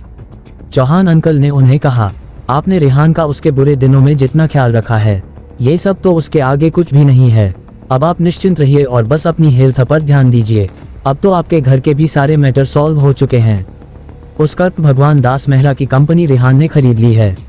अब उस कंपनी को आपका दूसरा बेटा शिव कुमार संभालेगा। वहाँ सब बच्चों का एडमिशन भी अच्छे स्कूल में करवा दिया गया है। आपको किसी भी बात की कोई चिंता करने की बिल्कुल जरूरत नहीं है। जॉनी पापा को ये सब रेहान भी बता चुका था। उन्होंने मुस्कुराते हुए अंकल चौहान को थैंक यू कहा। इतने में एक 40 की उम्र के आसपास का आदमी व्हाइट कोट पहने हुए आया। उसने जॉनी पापा और अंकल चौहान को हेलो बोला। फिर उसने जॉनी पापा को कहा, मैं आपका पर्सनल फिजिशियन हूँ, इस सफर पर मैं आपके साथ जाऊंगा, आपका सारा ट्रीटमेंट अब मेरी देखरेख में होगा। उस आदमी के साथ एक लेडी भी थी। उसने मुस्कुराते हुए जॉनी पापा को बोला, और मैं आपकी हेड नर्स, आपकी सारी जरूरतों का ध्यान रखना मेरी ड्यूटी है। जॉनी पापा को समझ नहीं आ रहा था कि वह क्या ही बोले। उन्होंने हैरानी से अंकल चौहान की तरफ देखा। अंकल चौहान ने मुस्कुराते हुए कहा, बहुत लंबा सफर है, ये लोग आपका ध्यान रखेंगे, सफर में भी और वहाँ अमेरिका में भी। जॉनी पापा के लिए ये सब बहुत सरप्राइजिंग था। जिंदगी भर उन्होंने बस कूड़ा ढोने का काम किया था। आज उनकी जिंदगी जिस तरीके से बदल गई थी, उनको सब कुछ सपने जैसा लग रहा था। जॉनी बाबा को इलाज के लिए अमेरिका भेज दिया गया था और वहाँ पर उनकी इमीडिएट सर्जरी भी हो गई थी। सर्जरी के फौरन बाद उन्होंने रेहान को इन्फॉर्म किया कि सर्जरी सक्सेसफुल रही। रेहान की आंखों में ये सुनकर आंसू आ गए थे। रेहान ने यह बात जब घर में जूही और डमरू को बताई तो खुशी से वो भी रो पड़े। मैगी ने रेहान के दिल्ली लौटने के भी सारे इंतजाम कर दिए थे। रेहान को वहां पर अब काफी दिन होने को आए थे। उसको जल्दी से जल्दी अब दिल्ली पहुंचना था। रेहान को अचानक ध्यान आया कि रिद्धिमा को साथ लेकर जाना है। उसने फौरन रिद्धिमा को फोन किया और कहा, फटाफट अपना लगेज तैयार करो और 2 घंटे में मुझे मिलो, हम आज शाम निकल रहे हैं। रिद्धिमा ने सरप्राइज होकर कहा, 2 घंटे में, इतनी जल्दी, अचानक ऐसे कैसे? रेहान ने उसे कहा, सॉरी तुम्हें बताना भूल गया, आज सुबह ही प्लान बना था। तुमने जॉब से तो रिजाइन दे दिया होगा ना? तुम परसों ही कह रही थी कि रिजाइन दे दोगी। रिद्धिमा ने रेहान को बोला, अरे वह इशू नहीं है, वह तो मैंने दे दिया, बट मुझे थोड़ा पैकिंग में टाइम लग जाएगा। रेहान ने रिद्धिमा को कहा, जरूरी कपड़े रख लो, बस बाकी सब वहाँ से खरीद लेना। 2 घंटे में मेरा प्राइवेट जेट एयरपोर्ट पर आ जाएगा, हमें टाइम से निकलना है, इसलिए फटाफट करो, कहकर रेहान ने फोन रख दिया। रिद्धिमा को अपने कानों पर यकीन नहीं आया कि रेहान ने क्या बोला। प्राइवेट जेट, रेहान के पास अपना प्लेन भी है। रिद्धिमा के दिमाग में रेहान को लेकर एक बार फिर से हाई हॉप्स बनने लगी। जब वह रेहान के साथ एयरपोर्ट पहुंची है और उसका प्राइवेट प्लेन देखा, तब तो वह जैसे गहरे सदमे में आ गई। इतना लग्जरियस प्लेन वह जिंदगी में पहली बार देख रही थी। लग्जरियस क्या, वह प्लेन में ही जिंदगी में पहली बार बैठ रही थी। वो छोटे बच्चों की तरह घूम घूम के सब चीजें देखती रही। जब सफर शुरू हुआ तो रेहान के पास हिना बैठी हुई थी। उसने हिना से सीट बदल ली और लगातार रेहान का दिमाग खाती रही। हार कर रेहान को उसे कहना पड़ा कि वह थक रहा है और थोड़ी देर आराम करना चाहता है। तब जाकर वह चुप हुई, पर उसके लिए चुप बैठना बहुत मुश्किल था। 15-20 मिनट भी नहीं बीते थे कि वो फिर शुरू हो गई। अच्छा रेहान, एक बात बताओ, तुम्हारी एंटरटेनमेंट कंपनी में अभी कितने आर्टिस्ट हैं और कितनी फिल्में तुम लोग बना चुके हो? रेहान उसके सवाल पर थोड़ा ऑफ बैलेंस हो गया। उसको समझ नहीं आया कि वह से कैसे बोले कि यह कंपनी उसने अपने दोस्त नील के लिए खड़ी की है और अभी तो ये सिर्फ पेपर्स में ही है, कोई भी काम शुरू नहीं हुआ है। जब कंपनी के बारे में बात चल रही थी तभी तो जॉनी पापा के लिए डमरू का फोन आ गया था। उसके बाद से तो उसकी कंपनी के बारे में उन लोगों से पलटकर कोई बात ही नहीं हुई है। उसे तो कंपनी के स्टेटस के बारे में इस वक्त कुछ भी नहीं पता। रिद्धिमा ने पूछा तो रेहान ने इस बार ईमानदारी से उसे बता दिया। अभी कंपनी शुरुआती स्टेज पर है, सिर्फ हायर मैनेजमेंट के 4 लोग हमने डिसाइड किए हैं कि कौन सा डिपार्टमेंट कौन देखेगा। उनमें से 3 लोग आर्टिस्ट भी हैं। मैनेजमेंट स्टाफ के भी कुछ लोगों की बात चल रही थी, बाकी सब अभी आगे होगा। रेहान की बात पर रिद्धिमा शॉक्ड रह गई। वो हाइपर होकर एकदम बोल उठी, और तुम इस कंपनी को एंटरटेनमेंट कंपनी कह रहे हो जिसमें अभी तक कोई काम ही शुरू नहीं हुआ? रेहान ने उसकी बात का कोई जवाब नहीं दिया। रिद्धिमा को अचानक लगने लगा कि उसने बहुत बड़ी गलती कर दी। उसने रेहान की बात पर फौरन हाँ कर दी। एंटरटेनमेंट कंपनी का नाम सुनते ही उस बस फिल्में दिखाई दी, इसलिए ही बस बेसिक सैलरी, खाना और रहने की जगह, इतने में ही वो तैयार हो गई, क्योंकि उसको सिर्फ फिल्मों में काम करने से मतलब था। पर यहाँ तो अब कुछ है ही नहीं। उसका उतरा हुआ मुंह देखकर रेहान ने कहा, कंपनी बेशक अभी स्टार्ट हो रही है, पर मैं तुमको एश्योर करता हूँ कि तुमको इससे शानदार डेब्यू कहीं नहीं मिलेगा, इसलिए तुम परेशान मत हो। रेहान ने उसे कह तो दिया, पर रेहान अब सोच रहा था कि उसे खुद भी कंपनी पर ध्यान देना पड़ेगा, तभी कंपनी को जल्द से जल्द खड़ा किया जा सकेगा। रिद्धिमा का ही नहीं बल्कि कियारा, साशा, नील, सबकी जिंदगी इसी कंपनी से जुड़ी हुई थी। इन्हीं सब बातों के बीच वह लोग दिल्ली एयरपोर्ट पर लैंड कर गए। पर दिल्ली एयरपोर्ट पर कुछ क्योस क्रिएट हो रखा था। थोड़ी देर पहले ही वहां पर बम होने का एक थ्रेटनिंग कॉल आया था। वहां का माहौल बहुत इंटेंस था, आसपास हर तरीके की सर्चिंग एक्टिविटी जारी थी। रेहान और उसके सब लोगों को एयरपोर्ट पर ही रुकना पड़ा। जब वेटिंग एरिया में वह लोग वेट कर रहे थे, तब वहां एक आदमी बहुत देर से उन्हें नोटिस कर रहा था। वेटिंग एरिया में भी रिद्धिमा नॉनस्टॉप बोले जा रही थी, पर इस बार वह रेहान का नहीं, हिना का दिमाग खा रही थी। रेहान फोन पर रिसोर्ट के मैनेजर से बात कर वहां का